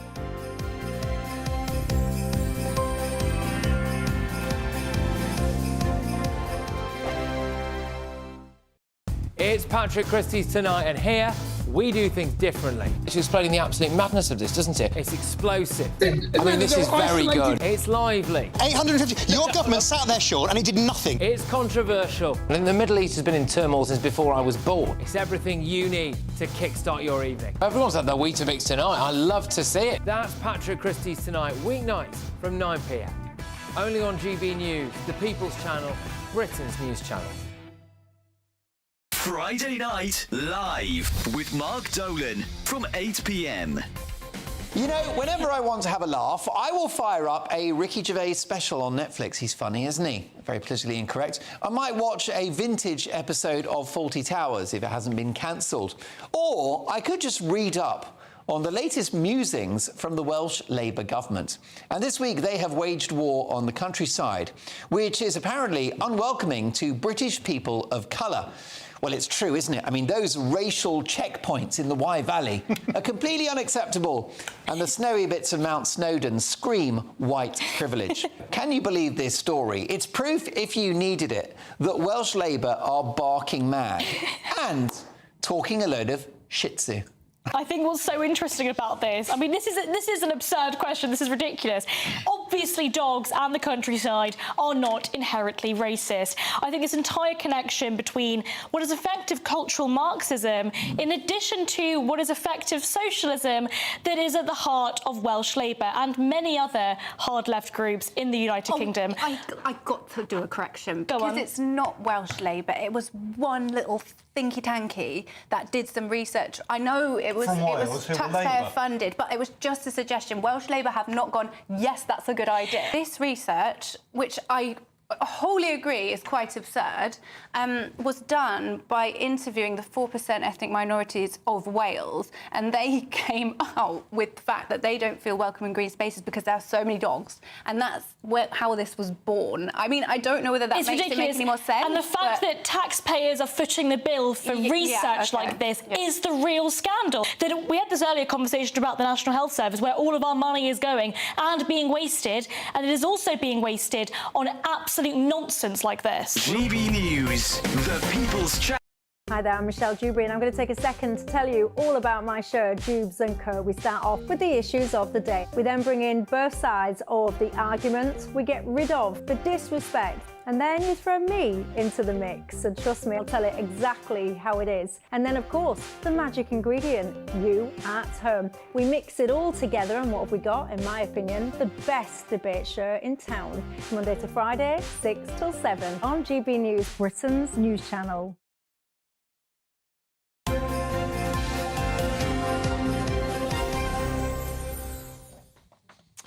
8:46. We've just been having a little sing-song in the break, but why not, is what I say. Charlie Rowley and Candice Holdsworth are here to take us through the papers. Good morning, you two. Morning. Good morning. Charlie, let's start with Ed's crazy dash to clean power, says The Sun. Yes, and this is a story that comes up time and time again. Red Ed probably taking the nation out of the black and into the red in terms of finances do you see what I did there? See if this continued obsession with net zero, now of which I am a fan, and I'll go out on a limb and say that because I do think we should be more energy efficient, we should be looking at renewables, we should, whatever is happening on the international stage, we're not necessarily going to impact on global emissions if the likes of India and China and America are still pumping out pollutions no end. But in the UK, we should, I think, be looking to have cleaner air for a better, happier, healthier environment for this generation and the next. So I'm pro net zero. However, I'm not, and I think Nigel Farage, by the way, is pro net zero, as he said on Question Time the other evening, when he said, but not at the expense, and I absolutely agree with him, on the back of increased bills for hardworking people when they go through the roof. And what Ed Miliband is doing is this absolute fixation to drive new energy resources through getting to these net zero targets, but its own, and GB Energy, which, by the way, doesn't produce energy and isn't going to produce energy, and which will ultimately, as the GMB union, so a Labour backing union, is telling Ed Miliband that your plans are just going to increase bills, cost more jobs, and he should think twice. If the GMB union, Labour backing union, is telling the Labour Energy Secretary to think again, then I think that's something we can all... Not necessarily right. I mean, we were told he was going to reduce our bills by £300 a year. And has it? Well, not yet, by the end of the Parliament. No, and they've just shrunk the economy even more. That's the breaking news this morning. So, you know, I would be up in arms if I was a bill payer. You're not a bill payer. Well, I am a bill payer, but looking at energy... If you're looking at, as a renter, all bills at my rent, personal rent, is all included, so I can't look at necessary, and I don't crunch numbers, but there will be bill payers out there that are obviously, and families that don't necessarily have, or have much minimal bills bills to pay to look at kids and look after kids and all the rest of it. Anyway, they will have to pay a significant amount more, and they will be terrified at the prospect of their bills going up. Candice, as a mother, thinking about the world for your children. Oh, yes. Look, I think with these things, I think some pragmatism is needed. You're seeing it in Canada and countries like South Africa, who are saying that we're just going to park absolute decarbonisation now and focus on energy security. And I think that's where the global trends are moving right now. That's interesting. Candice, let's go to something totally different. I know what you're going to do. A tongue implant. Yes. Zap chronic snorers. Yes. How? Yes, so this is a story in the Times. There's been this new technology that's been developed to help people who snore very badly. They plant a chip in their tongue and it zaps their tongue and it stops it relaxing so it doesn't block their airwaves. It's meant to be a lot less cumbersome, though, than the CPAP machines, which people with sleep apnea use, and they have to lie on their back all night, which is very uncomfortable. Attractive, that, isn't it? Oh, I know. I remember one person described it as looking like Hannibal Lecter at night when you're wearing one of these CPAP machines. So, yeah, people have said it's actually worked very well for them. It's, like, improved their relationships, because we all know chronic snoring can, you know, be a big strain on the partner. Sleep apnea is dangerous as well. Yes, because you stop breathing so many times a night and you don't even know about it. And there are so many health problems associated with it. So hopefully this technology will be a bit better. A little chip in the tongue, and how does it know when to zap it? Well, you use it. I think there's an app that controls it, and you can monitor it. Sounds quite strong. It does, but it is such a massive thing, though. Yeah. Sleep apnea, and it causes people real problems throughout their life. If the China got hold of the app, they go, yes. Could stop us mid-sentence. Zapping everyone's mouth. Well, yes, I wouldn't want anything controlling my mouth from an app, would you? Well, no. But what happened to those strips that I thought you could just put something over your nose to stop you snoring? Yeah, but that doesn't help with sleep apnea. Oh, right. Yeah. Well, I can't help, I'm afraid. There you go. No. But interesting. Technology at its... well, look, if it works, I don't like the idea of it, but if it works and it's a big problem, then... Yeah. My snoring's not a problem. I do occasionally wake myself up with it, but not very often. Yes. Just a problem for everybody else. Yeah. My husband recorded me once, my snoring, and played it back to me. And that was really scary, actually, to think that I was snoring like that. Was it really loud? It was annoying. It wasn't loud, it was just annoying. Unfortunately, I've had my parents staying for a while, and they did get up the other week. And they got up in the middle of the night and started looking outside because they thought there was a tractor outside the house. No. And it was... No. This is absolutely honest. They got up and looking out the window, looking for a tractor, and it turns out it was one of us two upstairs snoring. Or the dog. I don't know. Well, yeah, the dog was blamed, actually, but I don't think it was the dog. Which one of us it was, I do not know, but they thought it was a tractor. Well, I know people who wear earplugs because they don't want to sleep in a separate room from their partner. So they're like, I'll just put earplugs in to basically deal with the snoring. Well, I sleep alone. I'm not surprised. Which is out of choice, by the way. Yeah, right. Usually other people's. You tell yourself that. Do you skip breakfast, Charlie? Do you know what? I occasionally do, and I've skipped it this morning, although it depends what time you consider breakfast. I mean, breakfast for me will be after the breakfast show. But it is imperative, apparently, to have breakfast, because in later life, particularly with men over the age of 50, if you don't have breakfast, and I don't think that's anybody round this table over the age of 50. Oh, is that right? Yes, it is. You are. You're not. Only just. Well. Do you have breakfast? No, I never have breakfast. Well, it says why I'm so fat. Well, you're certainly not that. You're certainly not that. But what it can do, if you don't have breakfast, and you should have a larger breakfast, it says. So that age-old saying that breakfast is the most important meal of the day is apparently true, because in later life, obviously, when you're managing calories, and it can bring on about obesity, heart disease and stroke. If you're then obviously eating and not doing maybe as much exercise in later life, you're more at risk if you don't have that structured full breakfast or fuller breakfast in the morning. I'm not having breakfast at 3 o'clock in the morning. It's the last thing I feel like I can just about force a coffee down, but that's as far as it goes. I know. Breakfast show people are unique. And then you want lunch at like 10 o'clock in the morning. That's it. Been up so early. That's it. And dinner at what time? Like 2 p.m. It's strange. It does weird things to you when you wake up so early in the morning. Yes, no, it's not good. It's all very weird. We've only got 30 seconds. In the Star, apparently lots of us lie to our bosses. I'm sure you have, Charlie. Have you ever lied to your boss, Candice? Well, I'm my own boss. Oh. So do I lie to myself? Do you lie to yourself?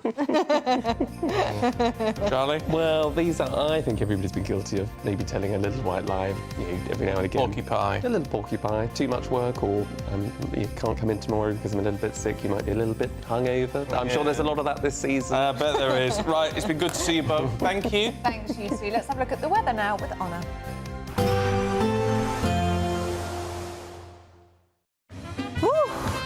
A chilly start will give way to a lovely, warm afternoon.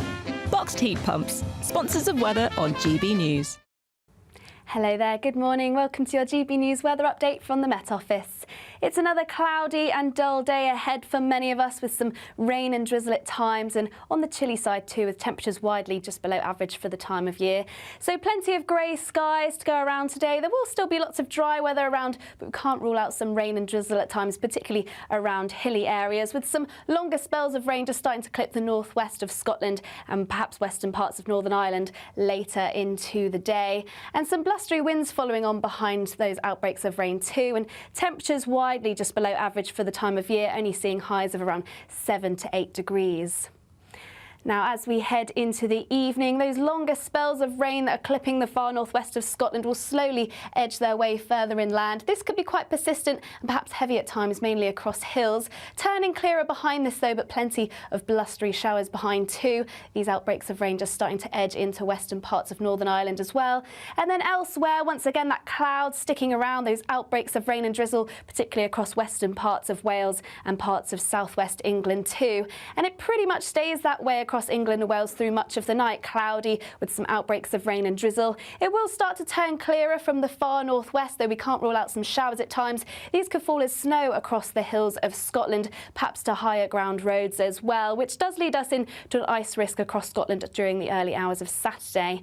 But elsewhere across England and Wales, that cloud sticking around, so another grey start. Still once again with some rain and drizzle at times, so this mainly across western hills, with some brighter spells by the time we get into the afternoon, though a few showers around coastal areas. And then once again, it's the far northwest where we start to see some longer spells of rain and some blustery winds just start to creep in across western Scotland and northwestern parts of Northern Ireland, and temperatures struggling still round about average for the time of year.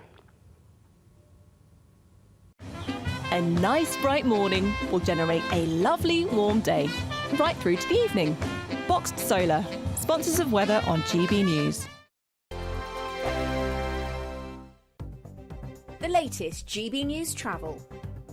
Good morning, I'm Russell Holding. There are delays of up to an hour and a half to Stena Line sailings between Cairnryan and Belfast, with lorries heading towards the port, being parked up at Castle Kennedy Airfield. On the M1 in Northern Ireland, there's a lane closed towards Belfast, where there's an accident just before junction 2 at Balmoral, causing queues. The port of Holyhead remains closed for repairs after the storms. Buses replaced trains again today between Llandudno and Blaenau Festiniog, also between Swansea and Shrewsbury, and train services are suspended between Carmarthen and Pembroke Dock because of poor rail conditions. On the M60 in Greater Manchester, 2 lanes are closed anti-clockwise after an accident between junctions 17 and 16, from Prestwich to Pendlebury, with queues from junction 19 at Haywood. And in East Sussex, the A27 is partly blocked westbound by an accident between the Ashcombe roundabout and Falmer, causing queues. That's the latest. You can stay up to date throughout the day by visiting our website, gbnews.com. It's our festive treat to you. Your chance to win an incredible £50,000 in tax-free cash. Our biggest ever Great British giveaway.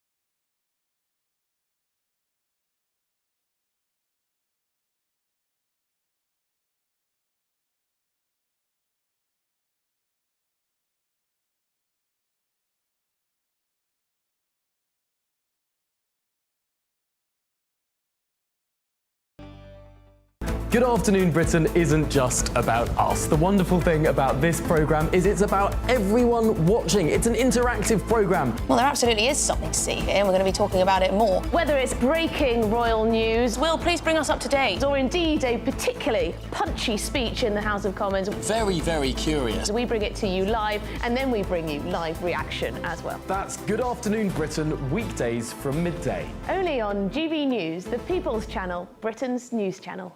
Join me, Camilla Tominey, for a frank and honest discussion with those in power that cuts through the spin and gets to the heart of the issues shaping our nation. You haven't confirmed that you want to stand as leader, but you haven't ruled it out either. This report basically says that he's not fit to stand trial. Is he indecisive? Incompetent? I deliver the dose of reality Westminster needs. That's the Camilla Tominey Show at 9:30 every Sunday on GB News, the People's Channel, Britain's news channel.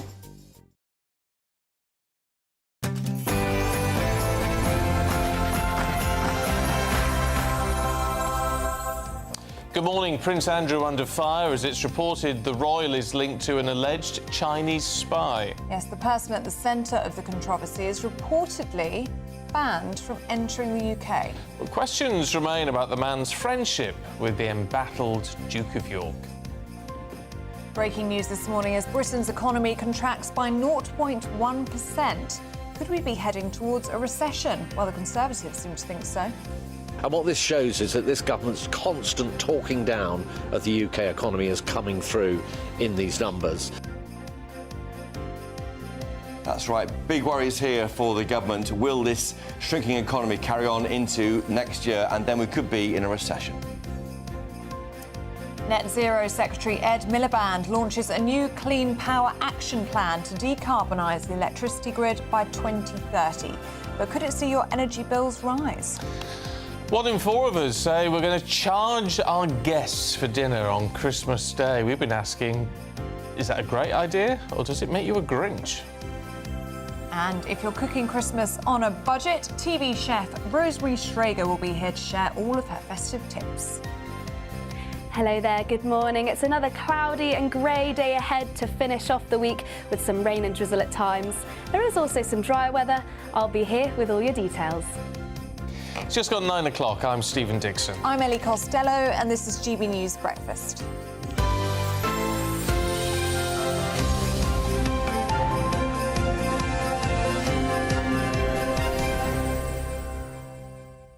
Should we start with that breaking news this morning? That the UK economy has shrunk by 0.1% in October. Well, it's the second month in a row that the economy has contracted. Well, Rachel Reeves, the Chancellor, has responded. She's acknowledged that the figures are disappointing, but reiterated that the plans that she's put in place will boost long-term economic growth. Well, that's all slightly worrying, isn't it? Let's talk to our political editor, Christopher Hope, who's here. Morning, Christopher. Look, I mean, it's basically flat. If we entered a recession, they'd say, well, it was a technical recession based on these sort of figures. However, this is meant to be a government of growth. Exactly, that's what they want to do. That's what Rachel Reeves is saying today. She's telling us they're determined to deliver economic growth, but being determined is one thing and delivering it is something else altogether. That 0.1% contraction in October, the same contraction in September. What that means is we're just not getting richer as a country. They've moved around the targets they've got for this government. They went into the election fastest growing economy in the G7, or the G7 developed nations, and now they want to have more money in your pocket by the next election and an aim to be that fast growing economy, because there are concerns about the impact of the policies brought by this government. They have increased the cost of employing somebody by 2%. That's a lot. That's a big bill for charities. And I know of some cancer charities with a £300,000 tax bill that they haven't had before. And why is this happening? We should be seeing probably news next week from the government on GPs. They'll get more money to employ people. GPs are laying off staff. How can that help you deliver a better service for people who aren't very well? A big worry. The Tories, of course, are blaming the budget we saw in October and blaming the government for talking the economy down. And let's hear what Mel Stride had to say. Well, it's not good. These are stark figures. This is the second consecutive month in which the economy has contracted. Now, bear in mind that the government actually inherited the fastest growing economy in the G7 from the last Conservative government. And what this shows is that this government's constant talking down of the UK economy is coming through in these numbers. Now, of course, we've had a budget. We're going to be seeing higher taxes, higher inflation, higher interest rates, downward pressure on wages and higher unemployment. And so it's no surprise that businesses right up and down the country are now sounding the alarm. Stride there, the Shadow Chancellor. Rachel Reeves, of course, as I said before, is saying she's determined to deliver growth, but the figures are disappointing. Here's what she had to say. The numbers on GDP are disappointing, but it's not possible to turn around more than a decade of poor economic growth and stagnant living standards in just a few months. But you'll see from the plans we've been announcing, whether that is the energy reforms we've published today, the reforms to build 1.5 million homes that we published yesterday, the pensions reforms, the creation of a national wealth fund, this government are getting on with the job in improving economic growth and driving up living standards. For people watching this then, when can we expect to get back to growth? Well, growth is the #1 mission of this government. Economic growth that results in families feeling better off with more money in their pockets. And we're driving that economic growth. And we hope that those numbers will start to improve because of the policies that we're pursuing in the months ahead. OK. Finally, for the pool, £10 million fine for Royal Mail today. Is this a sign that the Royal Mail is not fit for purpose? I recognise it's incredibly frustrating for people when they receive mail late, and it's right that Royal Mail have been fined for failing to deliver. The Business Secretary, Johnny Reynolds, has met with Royal Mail to be really clear with them about the importance of delivering the service that people rightly expect. Thank you. It's all bad news, isn't it? It's a great day, a great December day. I'll tell you what strikes me from that, though, Chris, and I don't want to be unfair, but it just seems like there's this issue after issue after issue, and it just feels like they've put up a brick wall and they're not listening. Well, they are saying they've got the right approach here. They think that they're pretty defiant in that messaging, aren't they? Yeah, they are. Not just on this issue. Millions of people don't feel better off under the Tory party. We know that because GDP per head has got less, driven, I'm afraid, by net migration being not controlled through 4 elections when they said it would be controlled by the Tory party. I think people have maybe rightly said it's time for a change back in July because I think the Tories have run out of road, just both on discipline levels and also on policies. And it's completely different. It's a real different approach. The state getting involved in all parts of our lives. It might work with 5 months in, Stephen. I mean, I know, it can't. It's a tanker, not a ship to be turned around. It's a big thing to get it right. But people are desperate for some good news. I mean, we've been through COVID together. I mean, people feel they're tired of the gloom, and it's gloomy outside, isn't it? It certainly is, yeah. So is this clean energy plan good news on the horizon, do you think, or more challenges ahead? This is called Clean Power 2030 Action Plan. Ed Miliband. It's catchy. It's catchy. He's the Climate Change Secretary.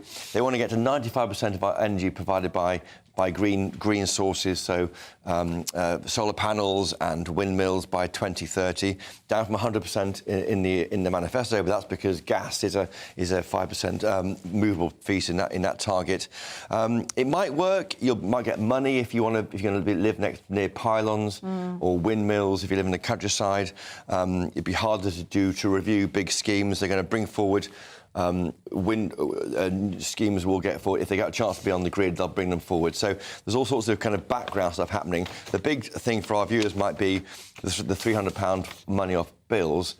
Little mention of that today. So although I did ask Ed Miliband just for you to cop about that figure, and he stuck by that. So there's meant to be a reduction in our bills by 2030 of £300 on energy. Yeah. Oh, we'll need to wait 5 years. Oh, well, there you go. See, 300. Chris, thank you very much indeed. Well, has that convinced you? It is our poll of the day today. Do you back Ed Miliband's catchy Clean Power 2030 action plan? Well, 1% of you say yes. It's not good you laughing, Christopher Hope. 99% say no. Perhaps Ed Miliband should come on the channel and explain what it's about. I think he would come on. He's very welcome anytime. We are keen to get him on. I interviewed him at the COP, the Climate Change Summit, but I'm not sure he's been on today. Has he been on today? No. No. No. I tell you what is interesting, though, is all of these things. It's about clarity, isn't it? And I don't understand what this plan is all about. I don't really understand what Great British Energy is meant to be doing. I don't get it, and I'm obviously following the news 24/7.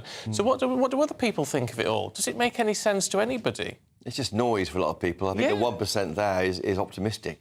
Yeah. Currently, they've got to explain more to us. Come on the channel, tell us about it. Yeah, well, they're welcome any time. If you're listening, Ed, welcome on Breakfast with Us. Yes, if you'd like to come on a breakfast show with some viewers, then please come along here, because this is the place to be. Now, we'll have the final result of that poll in Martin's show later. You can go to gbnews.com/poll to take part. Time now for our massive giveaway. But before we get into all of the details, you do need to hear from Cliff and Julie, who won our last Great British giveaway. And they are now our two favourite people in the world. And you can see why now. My name is Cliff. And my name is Julie. And we won £25,500 gift voucher and a GB News goodie bag. When my phone rang, I was on cloud nine. I couldn't even finish my job. Amazing, just the best feeling ever. We can get everything we want. We can buy presents for friends and family. I'd say don't hesitate, do it. If you're not in it, you've got no chance of winning it. But we're glued to GB News. It's the best station ever. Merry Christmas, GB News! We love you! Ah, we love you too. Well, if you want to be even happier than Cliff and Julie, you could be. If that's even possible. Well, it's a tough ask, but you could be walking away at the end of January with £50,000 in your pocket. Imagine getting the call to tell you that you've won £50,000 in tax-free cash, our biggest cash prize of the year.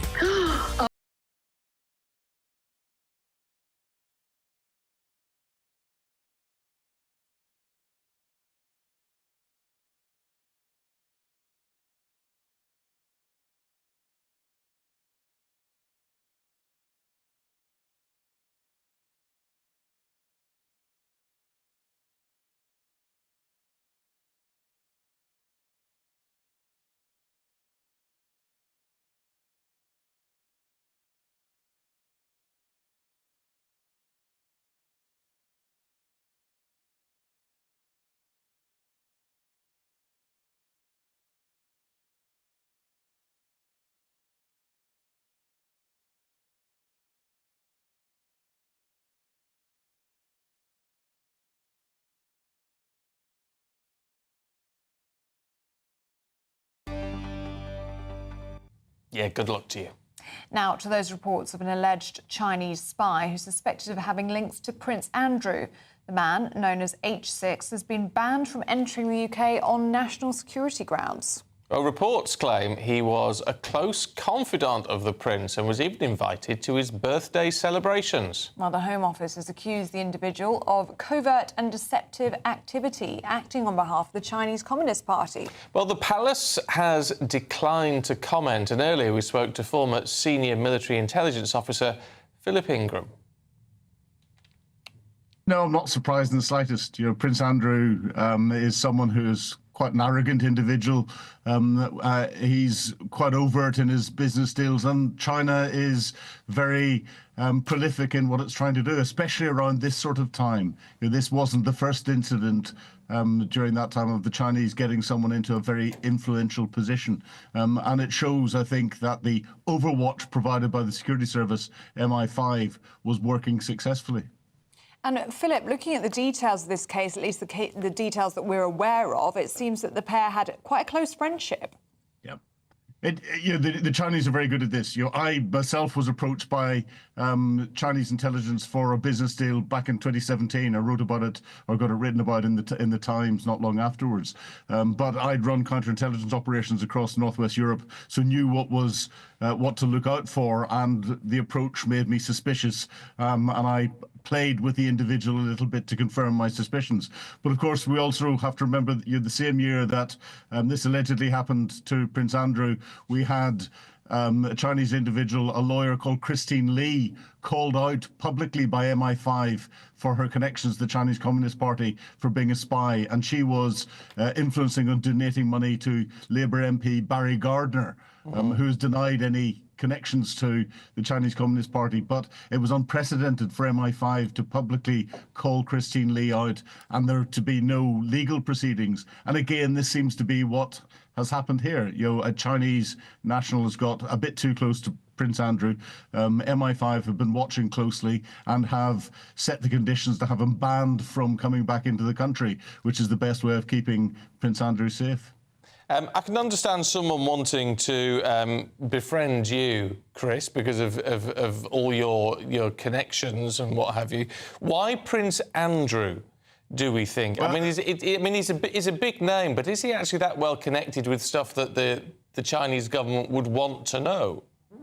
Yes, because they're not after necessarily classified secrets. They're after contacts. There are three things that drive Chinese espionage: economics, economics, and economics. And Prince Andrew's little black book of contacts would be something that a senior Chinese spy would want to exploit. So get into the right circles, get into the right parties, meet the right people, look for opportunities to exploit things further and try and gain economic advantage for China and for the Chinese Communist Party. A perfect target.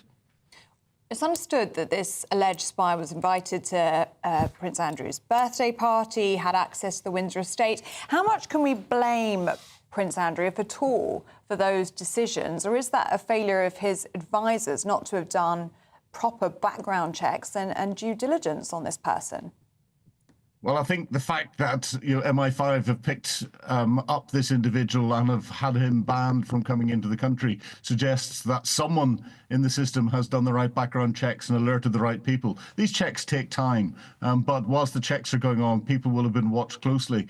I think it shows that Prince Andrew will probably have been pushing his desire to keep his friends coming to different parties as much as possible, and whether he listened to advice from his advisors, whether he was given advice from his advisors, or whether it was just the security services taking action by themselves, I don't think we will get to know. But the individual got very close, and that shows that he'd been working on his relationship with Prince Andrew for quite some time, and that's the worrying bit. But that's where our security service will take lessons. And we only heard from the head of MI5 in the last couple of weeks about how his priorities, or the priorities for his agencies, have shifted from counterterrorism to more national state threats. And this is a perfect example of that threat.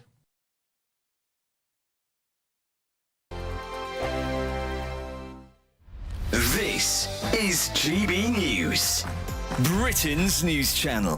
1 in 20 people are diagnosed with seasonal affective disorder across the UK. Yes, Healthwatch has revealed that men are more likely to suffer from this than women. Did you know? Triggers apparently include a decrease in daylight hours, which is certainly happening around about now. If you're leaving the office, it's dark. When you come home, it's dark, as well as the falling temperatures. Yes, and both of those things happen a lot, don't they, here in Britain? So how can we combat the symptoms of seasonal affective disorder? Well, to discuss this, we're joined now by Dr. Andreas Fonseca, the founder and director of Thrive Mental Wellbeing. Really good to see you this morning, Doctor. Thank you for joining us. Good morning. Thank you very much for inviting me. Now, there'll be lots of people watching and listening this morning and saying, what a load of rubbish. It's always been cold in this country. It's always been dark. What is seasonal affective disorder? Is it really a thing? Well, it is a thing, and it's been known for quite some time. This is not new, really. It is a form of depression. That's what it is. And it's got specific characteristics that kind of differentiate it from other forms of depression. So the reason probably we're talking more about it is because it's basically people are more aware of it and they're recognizing it more. So before you used to be sort of just saying this person's got depression, now you have some specific things to look at that can differentiate it from other kinds of depression, which is quite useful because it's got some specific forms of treatment. So the things that are different about seasonal affective disorder are that for the diagnosis you need 2 years in which you only have episodes during either the late autumn or early winter. So that's when they start, and they fade away by late spring, summer. Early summer. So that's how it works. And you cannot have any episodes at any other time. So it has to be seasonal, specifically seasonal. GB News, the People's Channel. This is Britain's Newsroom, where your voice matters. It's just astonishing. With expert analysis and honest opinion, we don't just keep you informed. We bring you unique perspectives you won't see anywhere else. Can't argue with any of that. When the news happens, it happens here. On Britain's Newsroom, weekdays from 9:30am. Only on GB News. If you want your news to be straight talking... This is the nightmare for the Conservatives again. Down to earth. It's not just Nottingham where this is happening, is it? And most importantly, honest. Hard-working, middle-class taxpayers, they'll get their book thrown at them. Then catch me, Martin Daubney, Monday to Friday, 3 till 6 p.m. on GB News, Britain's news channel. Every Saturday, 10 till 12, we'll bring you all of the news that you need to know. We'll also remind you that there is so much to smile about. It's my favourite time of the week. I get to relax, enjoy some light-hearted stories, and let Ellie teach me about fashion too. That's Saturday Morning Live, every Saturday, 10 till 12. Only on GB News, Britain's news channel.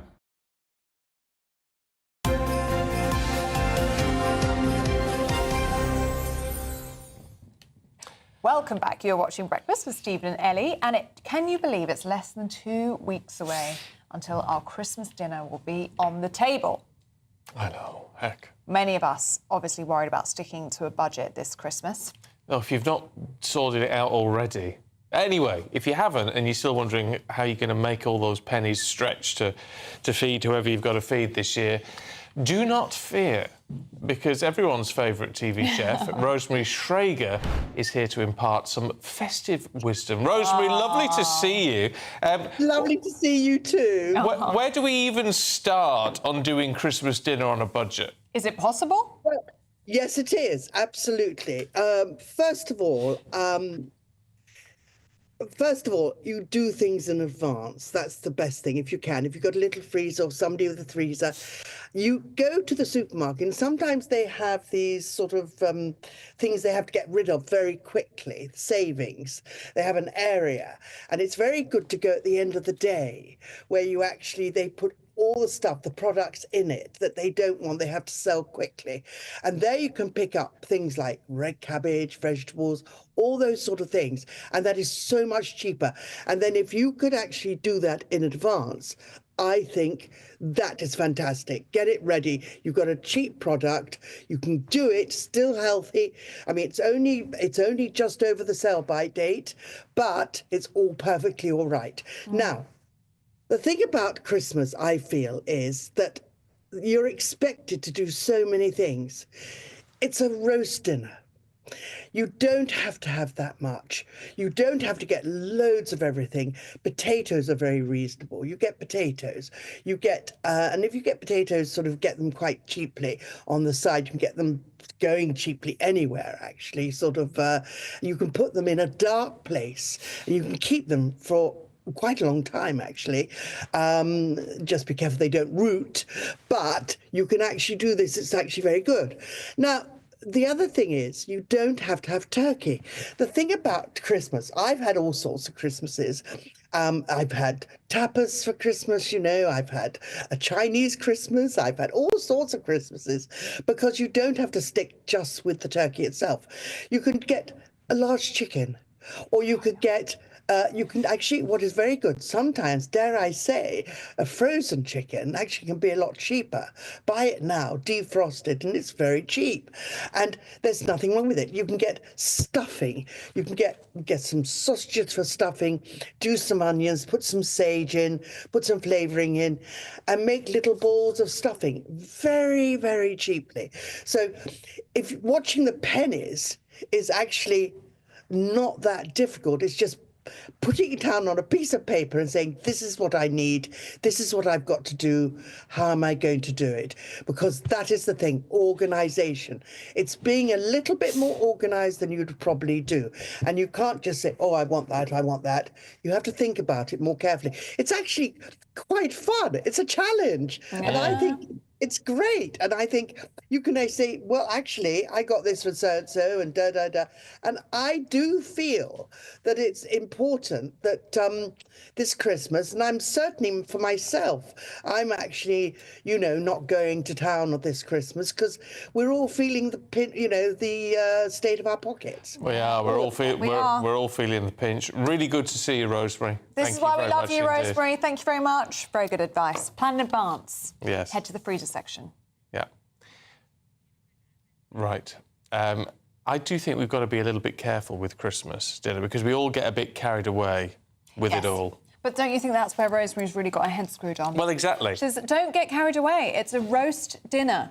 It doesn't need to be this big thing where you we're don't adding have to more and more. have chestnuts in with your sprouts and all the rest of it. Just keep it simple. You don't need and there's to nothing wrong with complicate it. That's what must have happened in days gone by. Yeah. We've all got a bit carried away. You don't have to spend a fortune on it all. Keep it simple and keep it easy. And I actually quite like the sound of chicken on Christmas Day. Yeah, why It's not? quite a good suggestion. Does anybody like turkey? Turkey can be dry, let's be honest.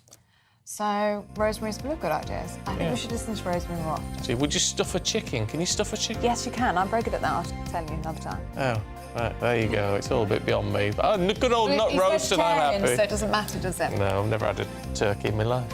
Anyway, that's it from us today. You are back with Anne Diamond tomorrow, and Ben Leo, Miriam Cates are up next.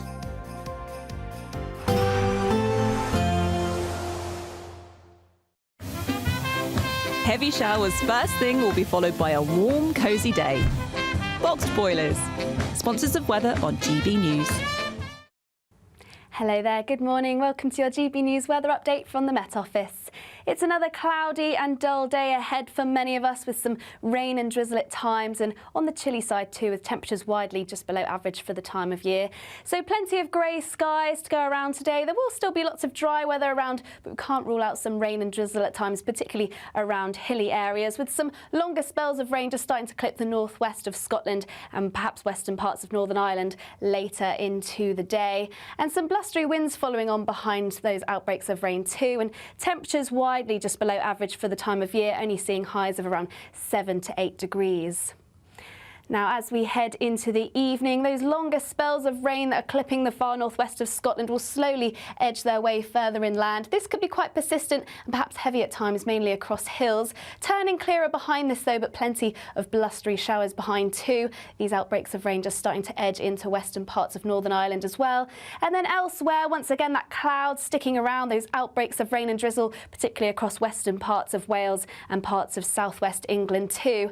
And it pretty much stays that way across England and Wales through much of the night, cloudy with some outbreaks of rain and drizzle. It will start to turn clearer from the far northwest, though we can't rule out some showers at times. These could fall as snow across the hills of Scotland, perhaps to higher ground roads as well, which does lead us into an ice risk across Scotland during the early hours of Saturday. But elsewhere across England and Wales, that cloud sticking around, so another grey start. Still once again with some rain and drizzle at times, so this mainly across western hills, with some brighter spells by the time we get into the afternoon, though a few showers around coastal areas. And then once again, it's the far northwest where we start to see some longer spells of rain and some blustery winds just start to creep in across western Scotland and northwestern parts of Northern Ireland, and temperatures struggling still round about average for the time of year. Expect a warm front, moving from the kitchen right through to the rest of the house. Boxed Boilers, sponsors of weather on GB News. The latest GB News travel. Good morning, I'm Russell Holding. On the M8 in Glasgow, the outside lane's closed westbound, where someone's broken down between junctions 13 and 14 from the M80 at Provan to Fruit Market, causing queues. There are delays of up to an hour and a half to Stena Line savings between Cairn Run and Belfast, with lorries heading to the port being parked up at Castle Kennedy Airfield. Trains have been stopped between Dumfries and Carlisle because of an obstruction on the line. The port of Holyhead remains closed for emergency repairs. Buses replaced trains again today between Llandudno and Blaenau Festiniog, and also between Swansea and Shrewsbury. And train services are suspended between Carmarthen and Pembroke Dock because of poor rail conditions. In Shropshire, the A489 is partly blocked by an accident between Lytham and the Welsh border, causing delays. In Worcestershire, the A441 is closed at New End south of Redditch because of a fire. Eurotunnel reporting a wait of up to half an hour for passengers at Folkestone. That's the latest. You can stay up to date throughout the day by visiting our website gbnews.com. Good afternoon, Britain. Weekdays from midday. Well, it's interesting because I haven't actually been told specifically what I've done, which has resulted in me being removed from my committee position, which was head of daytime. I started a podcast in September in which I interviewed Charlie Bentley-Astor, who's a detransitioner. I then also interviewed Graham Linehan and I wrote an article for his Substack. And shortly after that, I was told that I had been suspended and the university union started an investigation into me. And that very quickly became apparent to me that it was an interrogation of my gender-critical views rather than any sort of misconduct that I had been alleged to. Right. And Graham Linehan has been outspoken on issues relating to transgender ism, whatever you want to call it, gender ideology.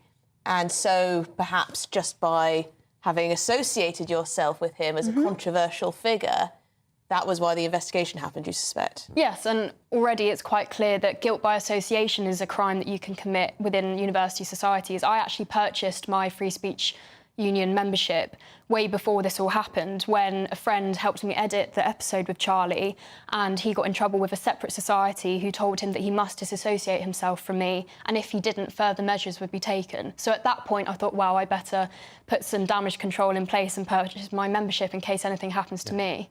So this decision is made by the student union, right? Is that made up of fellow students? Or who's making this call? Well, that's actually part of my appeal. So the process has been completely improper. They haven't followed their own guidelines. There are two different guidelines as to whether a complaint is dealt with the society itself, so Leeds Student Radio, or the union, and it's basically been a mishmash of both.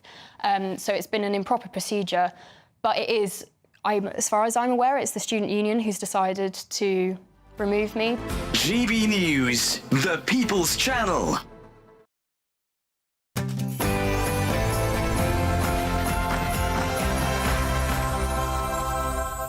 Very good morning to you. It's 9:30 on Friday, December the 13th. Live across the UK, this is Britain's Newsroom with me, Ben Leo, and Miriam Cates. And Britain's economy unexpectedly contracts by 0.1%. Could we be heading towards a Reeves recession? Well, the Chancellor seems to blame the Tories. It's not possible to turn around more than a decade of poor economic growth and stagnant living standards in just a few months. The economy shrank in October. Are we on the way to a recession? This could be Labour's worst nightmare. Elsewhere, freedom of movement for the under-30s. Is it a good idea? Well, the German ambassador has sat down with GB News' Chris Hope for a grilling. Will be many things on the agenda. The security pact, which is proposed by the British government. So cooperation on a wide area of topics, respecting, obviously, the red lines. But including the idea of under 30. And continuing the Brexit relations reset. This comes as a poll shows the majority of Brexiteer voters would accept free movement in exchange for access to the single market. And royal spy links. Prince Andrew's under fire after reports reveal links to an alleged Chinese spy who's been banned from the UK.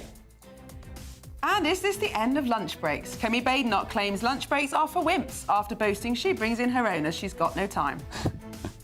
And save the turkeys at Christmas. Gen Z are cancelling Christmas turkeys because they'd rather have halloumi or fried chicken instead.